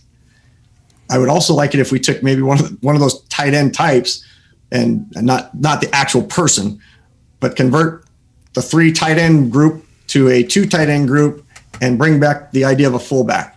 Because like San Francisco did it the last few weeks, they were doing it most of the season, but the last few weeks it really started hitting on for them. When you have a fullback that can do things, it just opens up the door for you. When you go into those 2 backs, and back when we were doing things in a great way with Marshawn, and even back to Sean Alexander, in regards to what you thought of him as a tough runner or whatever, he was an MVP and led the league with touchdowns and everything else. Those guys had running backs, and those fullback types are the guys that they love to block, and they can come out of the backfield and catch, and they can still kind of line up in a slot back instead of line up as a tight end. So you're still getting the same look that we do with our tight ends already. So that would be one way that I would look about doing it. And fullbacks they're not that expensive. Again, there's not a lot of them around because people have kind of stopped playing that position and teaching the position at every single level. But man, you get into that iron split back formation, and you can still be a spread team. You can still do all that stuff. But every once in a while, getting into that 2-back power set, it's just a thing that you can do. And I'm not talking about taking a linebacker and lining them up for one play, or refrigerator Perry for one play. I'm saying bring a fullback in who's a cheap, minimum wage guy at that level who can just kick butt for you. But I don't know which tight end I want to get rid of, because I love all our tight ends. Yeah. Like I said, I say it every week, tight end is the most underrated position in all of sports. And so when you have a decent tight end, and why we weren't thrown to our wide open ones this last week, I have no idea. But I love them, even though we dropped some at the end. So that's what I would look to do. I would stay with the spread, RPO a little bit with Russ, but dang it, on those 3rd and 1s and some other plays, resuscitate the fullback. Yeah, it's Band Ned has had a lot of chats actually that kind of go in sync with your comments. But the latest one, before he made that point, he just talked about Marshawn had Mike Robb as the fullback in that Super Bowl season. Yep. Heck yeah. I can't see you guys in the chat. So yeah, but yeah, he's thinking the same line. Quite sync. So see if I'm thinking it and someone else is thinking it again, that I'm not some expert at this. A lot of people can remember and think. If you just sit down and think about it, it doesn't seem like it's that hard of a deal. But again, the other team's also getting paid. So the Rams, all those players were getting paid this last weekend to play and beat us. So sometimes teams get the better of us, and we just don't match up well against the Rams. But if I'm thinking fullback and someone else is thinking fullback and others, why do we not try it? Yeah, that's a good point. Band Ned immediately responds to that in the super chat. Says, thanks, Bill Marsh and NorbCam, for a good show. Let's keep breaking this down in the future shows to come. Thanks all, and go Hawks. Yeah, man. Well, let's go to that. Yeah, go Hawks. Thanks, Band Ned. Appreciate it, man. So let's go to this final bonus play. Yeah, a little bonus. There you go. I think I appreciate it. It's kind of I always like these surprises that you guys sneak in here. Little extra thing. Well, I stumbled upon this one. I got lucky again this week, and I just because I don't go to the beginnings, I just click, and if I get lucky, I've done it for like 5 weeks, but the last 2 weeks I've just become really, really lucky. So when I click this week on a certain game, after because like what else am I going to break down, right? I mean, I'm just a guy who has kids and grandkids and has to find some football. So all of a sudden I find this guy who's played Madden. Okay, I'll check this out. Green Bay. I love Aaron Rodgers. I got playing the Seahawks. They're wearing the lime green. So I'm watching this play take place. I'm like, okay, they ran something very simple, a simple slant, and the guy goes 70 yards for a touchdown. Isn't that a concept we've been talking about all year? Like throw it to your short guy and then let him get the distance. Why we spend so much time trying to throw deep balls? So then you get the ball, you're down 7, and all of a sudden now it's like, if we're going to throw the ball deep, let's throw it to this guy. Now, I don't watch a lot of Madden football, but let me tell you what I saw in here that kind of surprised me, even though people have been complaining that Madden hasn't done much in terms of innovating its game the last few years. They actually have Lockett on this replay here. He slows up just a tad and backs into the player. I don't know if you'll be able to see it at the very bottom of the screen. You can just barely see it. He actually, he slowed down, backed into the player, and then sped up again. That's amazing. They have him doing what he does in games. That's why Lockett gets open. And we haven't talked about it in Coach's Corner, and I'm not going to illustrate it, but just the fact that he catches it, I know you were so excited, and I thought, well, of course, because it's Lockett.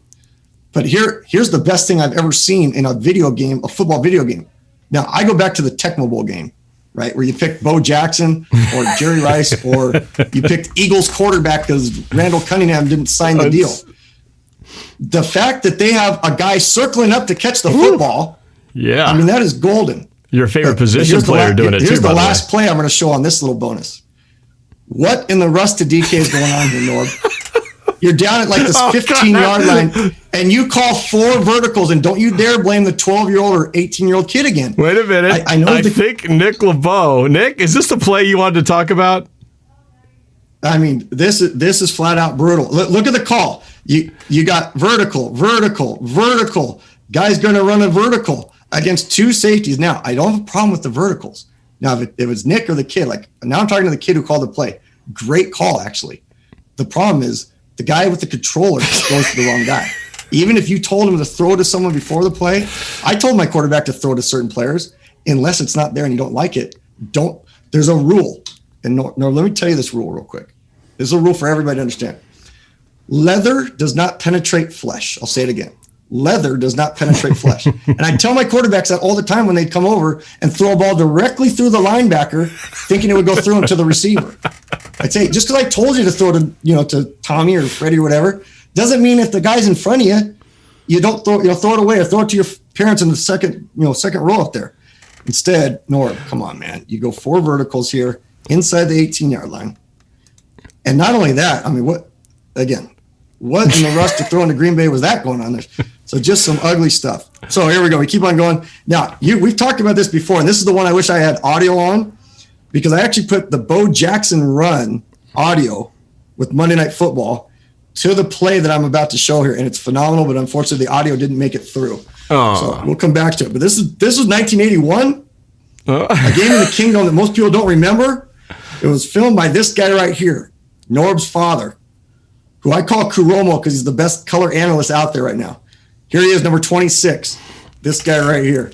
He was a preseason All-Pro going into this game. Again, this is the Kingdom. Now, those of you who haven't been in the Kingdom, turf, 1/8 of an inch, cement right below it. And back then, we actually did pack the house out, although you wouldn't see it here. First, I got to say, this is surreal, man, because the fact that I have you, my good friend and coach of a long time, telestrating my play when I was a little kid in this Kingdom. It's probably better we don't have the audio. But now here's the thing. I can tell you guys get into the single wing because in 1981, everybody in America was running the single wing, I believe. It's either the single wing or the T. Pretty sure you're running the single wing here. Yep. Now, not only do there's a major rule that I learned in probably my second year. Give the ball to the right guy. It was my mentor, Hall of Famer, won multiple titles.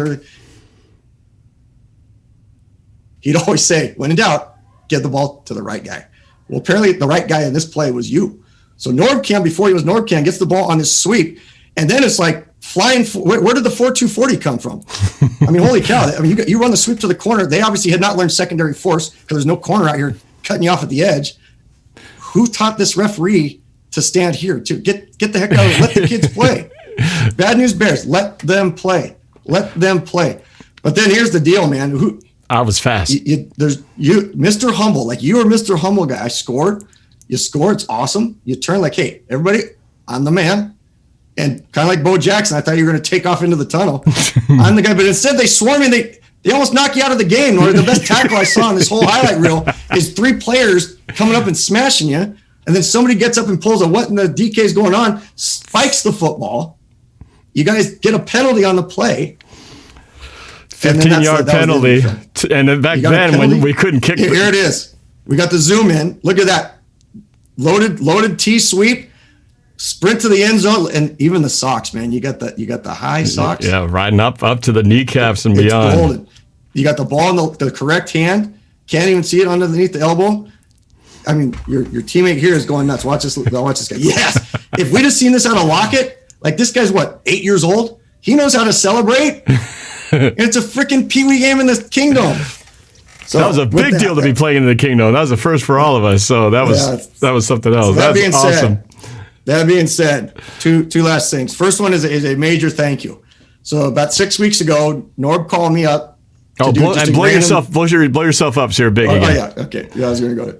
Norb called me up and asked me to go on just a random kind of spin out. Now, I've been watching NorbCam forever. I mean, of his 1 point whatever million video or views he has on one of his videos, I think I'm 1 million of them, sending them out to people every other week since he's done them.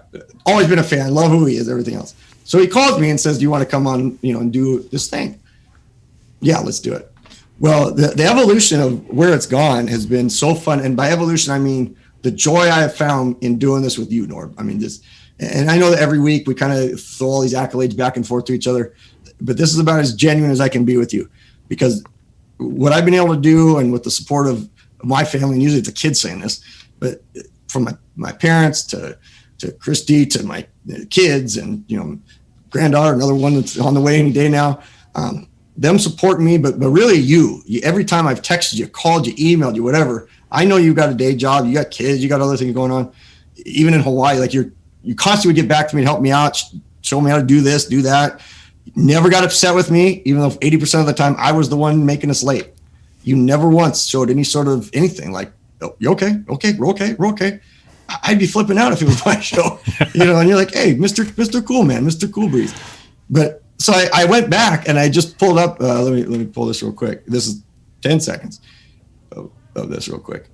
I just kind of did an evolution of kind of where we were. I mean, there we were at the very, very first one. And now I think you enhanced the look of the camera. I got a logo on there, and it's Christmas time. And now we got the leg lamp, and we've enhanced a few other things there.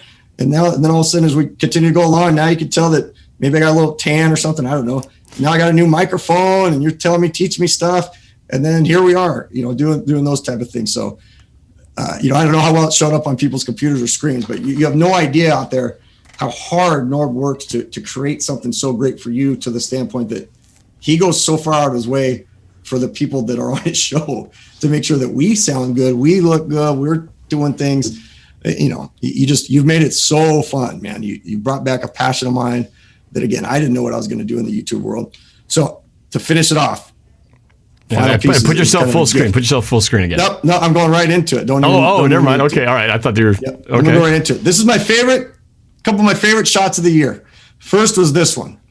You and your dad just going, oh man, you thought we had won it, and then we had lost it, and you realized we lost it. But both of you simultaneously going to that look, and to me, it was like, just because I love watching. And again, I call his dad Kuromo because, again, after Tony Romo, because he's just fun to watch. And then this one right here, you guys had synchronized. I mean, you just turned, you did the five to each other. No look. That's a no look high five. Yeah, it was a no look. And then this is like kind of how I remember you, right? As when I got started and really started watching you on the Sundays and how fun you are. So those of you that follow Norb and watch him, I mean, he just does such great stuff. And then that's how I see you guys every week, man. Just two guys having a blast. making us laugh, having a good time. So I just want to say thank you from everybody out there. And I know anybody in the super chat or anywhere else, you do such great stuff. I hope you're a guy that in a year that I'm looking back and going, man, I remember when he was at close to 50,000. Now he's a 1 million, 1 million subscriber guy. Because if anybody deserves it, man, it's you. And going back, last thing I'm going to say on this, going back to what you did with who we were just talking about, the mom, the lady you went and did the parade for. Oh, Mama Blue. Lost her name. Mama Blue. The fact that you took the time and you go down and you do the parade stuff for her, and you just, dude, your heart is just unbelievable. And I'll say this to you off the camera too, but you deserve to hear this, and you deserve to have everybody else hear it too. Because you just go out of your way for people that, man, people love you, and you deserve everything you get. And I hope you get to 1 million views and get the silver plaques and the gold plaques or whatever YouTube gives you. Because you've brought me on one incredible ride, and I can't wait to just continue to do more with you, man. Well, thank you, man. This was an unexpected treat from all the surprise little clips that I figure Madden might be in there, but then to see you pull up my old video from in 1981, and then all those little clips from me and my dad. I mean, that's an awesome little tribute right there. I had no idea that was going to you deserve it. Go in there, but that was fantastic. But I think it also speaks to just seeing how much in the short time we've had barely a half a season together, right? Yeah, less than half a season. When you came in and now seeing how cool your setup has evolved, I know that you've got stuff that you're going to launch into, and I'm excited for that. Really excited about it. And so I'm just glad to, really more than anything else, the fact that we've reconnected as friends, because we had so many years after football stopped being our highlight company connection, where we weren't doing highlights for you guys anymore. Yeah. That was kind of the sad part, was when that ended, knowing that our working relationship wasn't going to be there. And naturally, we didn't spend as much time, and we went for a big, long number of years not seeing each other and really not having much contact. And then kind of just sort of, we came back together, and then, but this is really what launched it into full scale. No, I really did. And even though he's not on here, I have to thank your business partner, Mike. I mean, Mike Lorraine, you two have always inspired me in so many different ways. And the fact we became such close friends back then, but even, I've watched some of the videos that he's putting out right now and stuff, but he's equal part, as motivating for me on this as well, because you guys made this a passion for me years ago with all the stuff utilizing video, not just for me for coaching, but how inspirational it could be for years to come for our players. Back before YouTube and all mic'd up and all those things, you guys were it. So the fact that now I'm able to do it on this side of the screen, on the kind of the production side and the fun side with you, is just fun. And it's a world that I never ever dreamed I could have been able to do without you and Mike's support doing that, and the guys on the round table too. They've just been phenomenal. So just appreciate everything, having a blast, and can't wait for 2021 to continue to do some fun stuff that I'm already working on. And it'll be good. And to be honest, that's despite the terrible year we've had with COVID and all the other things that has besieged us in 2020. Some of the best things that came out of this situation we had are these things like what you and I are doing. I don't know if we would have done these things had we not had COVID, because I would have been at the stadium with my phone just yelling, having a crappy internet connection. I would never have developed this to where this is. I don't know if I would have been doing the round table. I don't know if I would have been, and then I don't think you and I would have done our thing, and I wouldn't have been spending as much time with my dad watching every game. So in a lot of ways, I've had a lot of good things come out of this horrible situation than bad that would have still been a fun year. But I'm grateful for the fact that these things happened, and the positive consequences that came from it were things like this. And now I think this will make next year even better, because we planted these roots that I know you're going to do your thing. We're going to continue to collab. Well, this to me feels like a preseason. Like this all feels like it was just a preseason for next year. I mean, because we're figuring things out. Kristyn would come in and be like, I'm moving this, and then I'm moving that, and like another move. I finally feel like I'm almost there. And then obviously my son Luke, he was just tremendous in helping me with just the language and the verbiage, and helping me pick out different things and figure out different stuff, because that's what he does a lot of music production and those producing music and everything. So just a lot of people helping me out. So it's a big collaborative team. And I can tell anybody out there, because I know last week and even the last few weeks, people have kind of mentioned some things that they love to see us do, whatever. I have a feeling that Norb and I are going to be doing some pretty neat things during the off season too. So I don't want anybody to think that either one of us is going away just because it's the off season. I know Norb does stuff all the time with things, but I've got some fun things in the works, and Norb and I are already talking about collaborating on some just random things and things that we haven't even thought of yet. Right. So we'll be keeping plenty busy and coming at you all the way through to next football season. So excited, man. Yeah, no, I'm excited too. This is just, to me, that's just the beginning. And even though somebody asked, well, what are you going to do during the off season? In 2025 campus asked, I feel because of all these things we've started, I feel like there's much more structure and more to grow off of. It's kind of like, think of the Avengers, right? The Avengers are all these different superheroes. I like to think of Coach Marsh as a superhero, and the Knights of the Round Table are I thought you were going to go with Star Wars, man. I thought you were like Star Wars, and you're kind of, you're Yoda. And then maybe I'm like the Mandalorian. Some people kind of follow me, but they're not that hip to me. But yeah, I might follow them. But this little baby Yoda guy came. So I'll go find something that's got a little baby Yoda. So I won't be the superstar, but I'll find something that makes it superstar worthy. Well, in Star Wars, there's always going to be a reference that's on the tip of my tongue. But I think Avengers. My youngest daughter Vanessa has been binge watching Avengers stuff lately, so it's on the tip of my brain because she's been watching so much of it. Right. But I do regard everybody as their own little superhero, right? And that we're all doing our thing in this world, from Squabo to Steezy to Nick LeBeau to Seahawks Martin. Everybody, we're all kind of collaborating, helping each other out. And it's very cool. And then. But, much like in Avengers, they all come together and it's like a movie where they're all working together, but then everybody has their own spin-off shows. And I know you're going to have your own spin-off show. Squabble's already got a spin-off show. So I see that as kind of that same way where you got times when it's the Avengers, we're all teaming up together, and everybody just also has their own, solo story arc that goes with it. So it's kind of fun to see how that's all kind of growing, and yet we come together at certain times. So, in some ways we're all our own little YouTube Avengers, but it's great, when we all succeed. Thank you, everybody in the super chat too. I mean, everybody's made the comments there. And again, this isn't goodbye. What I did for Norb was just kind of because it's the end of the season. It kind of sounds like I'm giving my goodbye speech. But just again, appreciate everybody who makes the comments and asks the questions. I mean, that's the most fun I have, other than working with you, obviously. But that aside, I love that people are willing to call and ask questions and chatting it up, and like that's what makes it fun for me, because it feels real, like it's connecting with people again. And that's been my life passion. Football is just the conduit to it. So that's what makes it so fun, is that we've been stuck in this world of just being stuck inside four walls, and who do I connect with?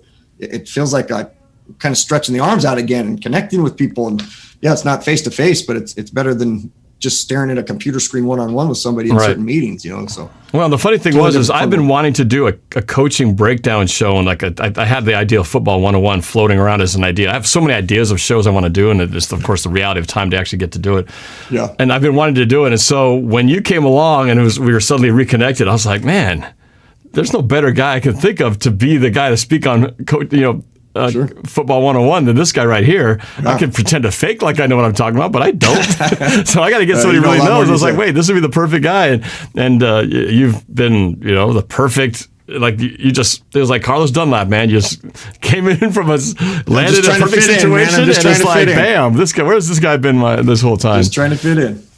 Anyway, so it's been pretty awesome, man. So I thank you, man. I do appreciate all your words. And really, you guys don't know this yet. We haven't talked much about it, but Coach Marsh has mentioned it time to time that he's working on his book. And someday your story will come out of all the stuff you've gone through in your life, and you'll understand when you hear that or read about it or however it comes out, you'll understand why this moment and this period now means as much as it does, because I know how much you've gone through to get here. And often, just like you talk about the DK story and anybody else, when you've had to go through obstacles and challenges and come out from the other side, you appreciate things that much more. So I know where you're coming from on that. I appreciate you saying that, man. And I'm glad we could have this together, because it really has been a thing where you can kind of forget all about that, because we just have this shared passion and we just focus on it, and we're so determined to make it right. That's why I know you get so frustrated when your system doesn't work or the show doesn't start on time, because I know how much you want to be like, you want to hit it out of the park every time. And sometimes, sometimes you hit it, and sometimes you make a bad read. We all sometimes forget to circle up. I forget to circle up. We all forget at times. So. And sometimes I throw to the wrong receiver, thinking I can penetrate flesh and get it to the DK Metcalf on a bad vertical call.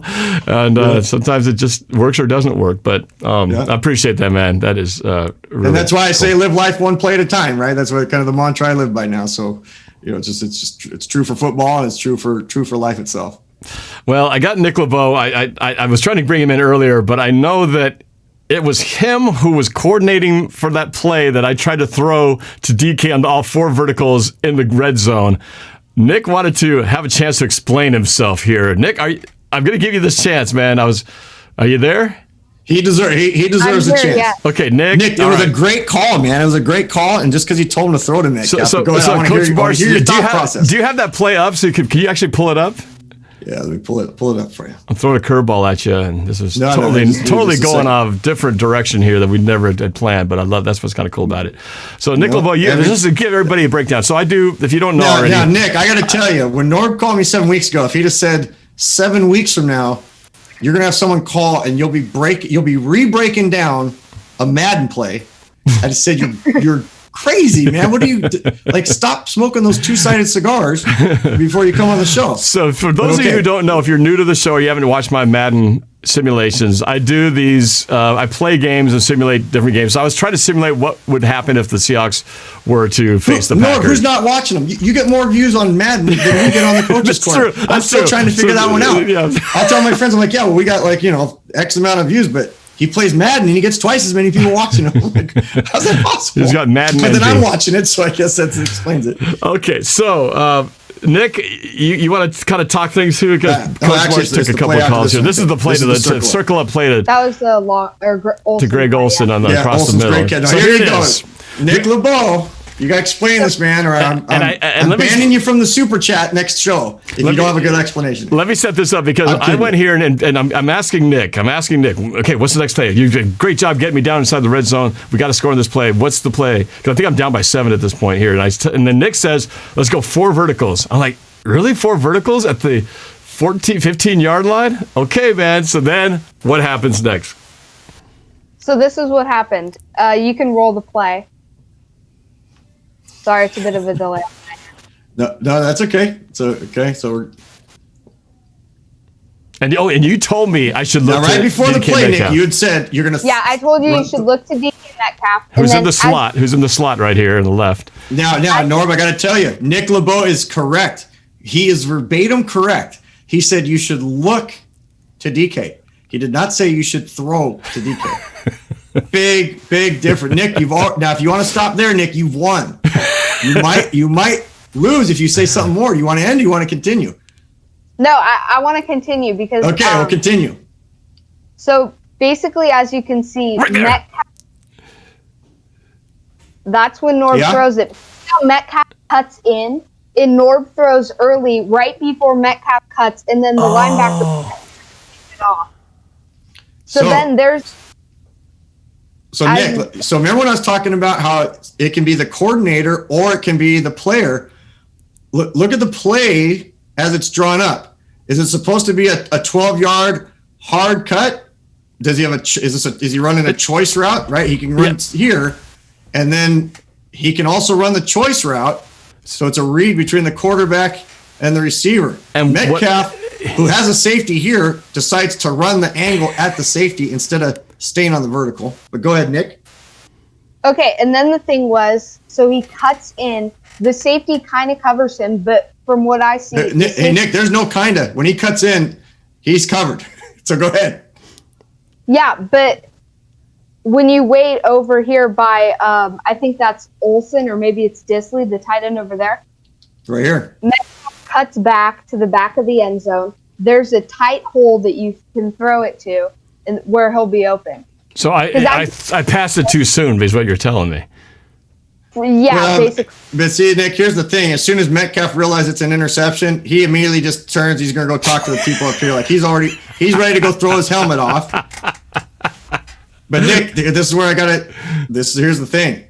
It's not on it doesn't show up here. You guys snap the ball with just under 4 seconds left on the clock.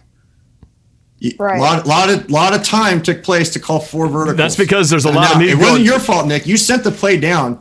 It just took a while for the play to get in, I think. Well, there was a lot of. Are you sure you want to run 4 verticals right here at the 15-yard? You're sure? Okay, all right. Now, who do I throw to? And then by the time that it's down to the last minute. That's the issue, right? Nick gave you the call. You've given him the freedom to be the coordinator.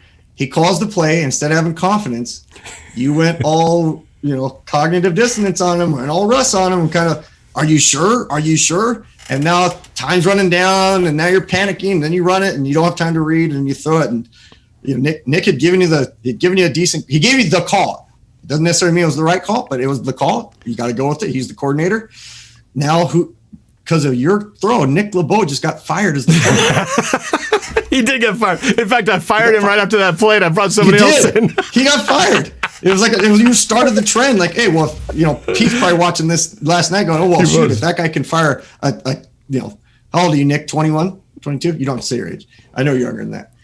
You could fire a kid after one play like that, 1 minute 42 left in the first quarter. You fire him. Yeah, there's no reason why you can't fire somebody else. Oh, God, that's too funny. Well, Nick, I take the blame for that. I even said right afterwards, though, to my credit, I admitted that was my bad. I made a bad throw. I should have thrown it up. I didn't know DK was going to go inside because I've always seen that vertical play. I've run it plenty of times, and they show straight vertical, and then it has that optional, slightly faded in breaking route. But I don't know when he's going to run that. And he decided to in break when I thought he was going to go straight over. So. Whatever. It all just fell apart there, kind of like the 1 yard. All I know is if it will entertain people for me to break down your Madden plays, then that's a route we have to go. So we will continue to explore our options. Well, you better be careful what you ask for, because I'm planning one of my big things during when this offseason, when the season is over and the offseason truly begins. That's when my true Madden season is going to start, and I'm going to do this whole thing. Is this year, right? Isn't it? Yeah, the Pro Bowl is going to be on a whole Madden thing, yeah. But I'm going to do my own version. But then when the season is truly over, I'm going to start this thing over and have a whole season for the start, and it's going to be, find ways to make this entertaining. But it's really when what's people great is you're going to be nervous now, and I want you to stay relaxed when you play, because now you're rethinking. I'm never relaxed. When am I watching? You're going to be wondering, when am I coming in? Because I'm not going to watch the whole dang thing, but I'm going to be peeking in from time to time and just randomly see what I see. No, you're not. No, you're not, because you're going to be coaching in one of these games coming up here. So you are going to have to watch one of these the whole way through. No, because I'm going to make you my offensive coordinator. Early on, when you're teaching kids drills or teaching collegiate players drills, or anybody you're teaching drills, you never actually do the drill that you're teaching. You have somebody else do it, because you don't want to teach someone how to circle up and catch the ball and drop the ball in the drill. You don't want to teach them a 3-point stance and fall on your face because your gut goes up towards your chin, pushes your head down to the ground. So if I come into Madden and get, lose 42-0 or something like that, coach's corner goes out the window. We get 8 views next time we do it. So I'm better off. I'd rather be the mystical guy that people look at and go, man, he's kind of like a dad. He knows a little bit about football, but what does he really know? And he's got a book. I don't want people to know exactly who I am and what I'm not. That's the beauty of trying to be a superhero. All right, that was one. Well, I might have to I might keep trying though. We'll see. and then the next step is going to be, I'm going to start playing you guys who are watching this. I'm going to be playing you guys. I've been playing the computer this whole time, but that's the next level up. Is when I'm going to start playing you guys head to head in one-on-one, 1v1. So that's going to be a whole fun thing. I'm still learning the game, but it's be a fun learn to do with you guys. Something to do, because my football's not there. It's always sad when there's, as a Seahawks fan, to not have anything football. This is the next best thing, in my opinion. So the people who make the most comments usually, and I'm talking about actual live games, who make the craziest, wildest, worst, most comments are people who pay to be in the stadium. And that's one thing I've always remembered as a coach. That the people who bash in, make all those, they had to pay to come into the stadium. So I was reminding myself of that I'm the one who actually gets to make the calls. It might not be the right call, but I still get to make those calls. Yeah, that's true. That's people true. Watching Norb and stuff, like he's the owner. He's making those calls, man. It's fun to do. It's so funny though. Might have to just do a reaction. I should just do a reaction of your reaction. Then someone could react. People might watch me react when you play in the game. Now that'd be pretty good. So. All right, man. All right, we got to wrap this up. Really appreciate it. This is challenging Braveheart for the longest show ever. Seriously, you could have watched Braveheart and finished it at the same time that you watched the stream, and we're hitting the ending credits at about the same time. Yeah, all right. Well, I just want to wrap up by saying thank you always to Coach Marsh, the coach, for doing not just the breakdowns of the Rams, but all the surprise bonuses. I think that was my favorite part, actually. But all your kind words that you know how I feel about you, man. So I appreciate it. Yeah. Thank you to everybody who contributed to the Super Chat. I appreciate you guys, and thank you for your support. To everybody who's the members here, I got to shout out the NORBFAM members, the MVPs, Nick LeBeau, who was just on there, Anthony D, Jesse Duckface, Ryker, Rockstar, NINJA-CRK, and the All Pros, Maria, Maraj, Jason E, Casey Sportsnerd, Aidan, Pham, and Kristyn Rawson, the latest one to join. Appreciate you, of course, for being on the NORBFAM. And just for everybody watching, thank you for you guys who stuck it out for 3 hours here. That's crazy. Yeah. And thanks you guys again for are our here. sponsor. He's real happy that we went for. He wants us to go for 3.5 hours. His name is gets just stay up there. the whole time. Exactly. And there he is, Dovin Real Estate, Daniel Dovin. There he is, good looking dude. Yeah. He's sticking with Awesome. me through. Thanks again, Daniel. Yep, sticking through. He says he's going to stay to the end of the Super Bowl, even though he was hoping this would be a Seahawks Super Bowl run. He said he's going to stay with me through the rest of the season, through the Super Bowl, and we'll see what happens after that. But he's been real fun to partner with, and he's not just a guy, with his name in the real estate company, but he actually is a huge Seahawks fan and knows quite a bit about football. So if he also knows a lot about real estate. So if you guys have any questions about selling or buying a house, or if your parents do, please give my sponsor here, Daniel Dovin, a shout out and set up a consultation with him for free. And if you do, you'll be entered in a drawing, which right now is a Cortez Kennedy rookie card. But he mentioned something about an autographed memorabilia with DK, and he might up the ante. So. And that's value. Cortez Kennedy rookie card. For those who don't remember those days, I mean, that seems like that's a valuable card. Yep. That's pretty cool that he's giving a Cortez Kennedy. Yeah, awesome. but his thought was, well, not that many of the younger people may not know who Cortez Kennedy, but everybody knows who DK Metcalf is. So he's got some DK Metcalf, pretty cool stuff that he is thinking about upping the ante with. So I'll give you more details when that's finalized. But anyway, that is Very it. cool. So thank you guys for being here. Join us. You'll see our faces once again on the roundtable tomorrow, when we'll get even more into a little bit more about this game, but really start looking ahead as to what the Seahawks need to do to get better for next year. So until next time, thanks for watching, you guys, and go Hawks.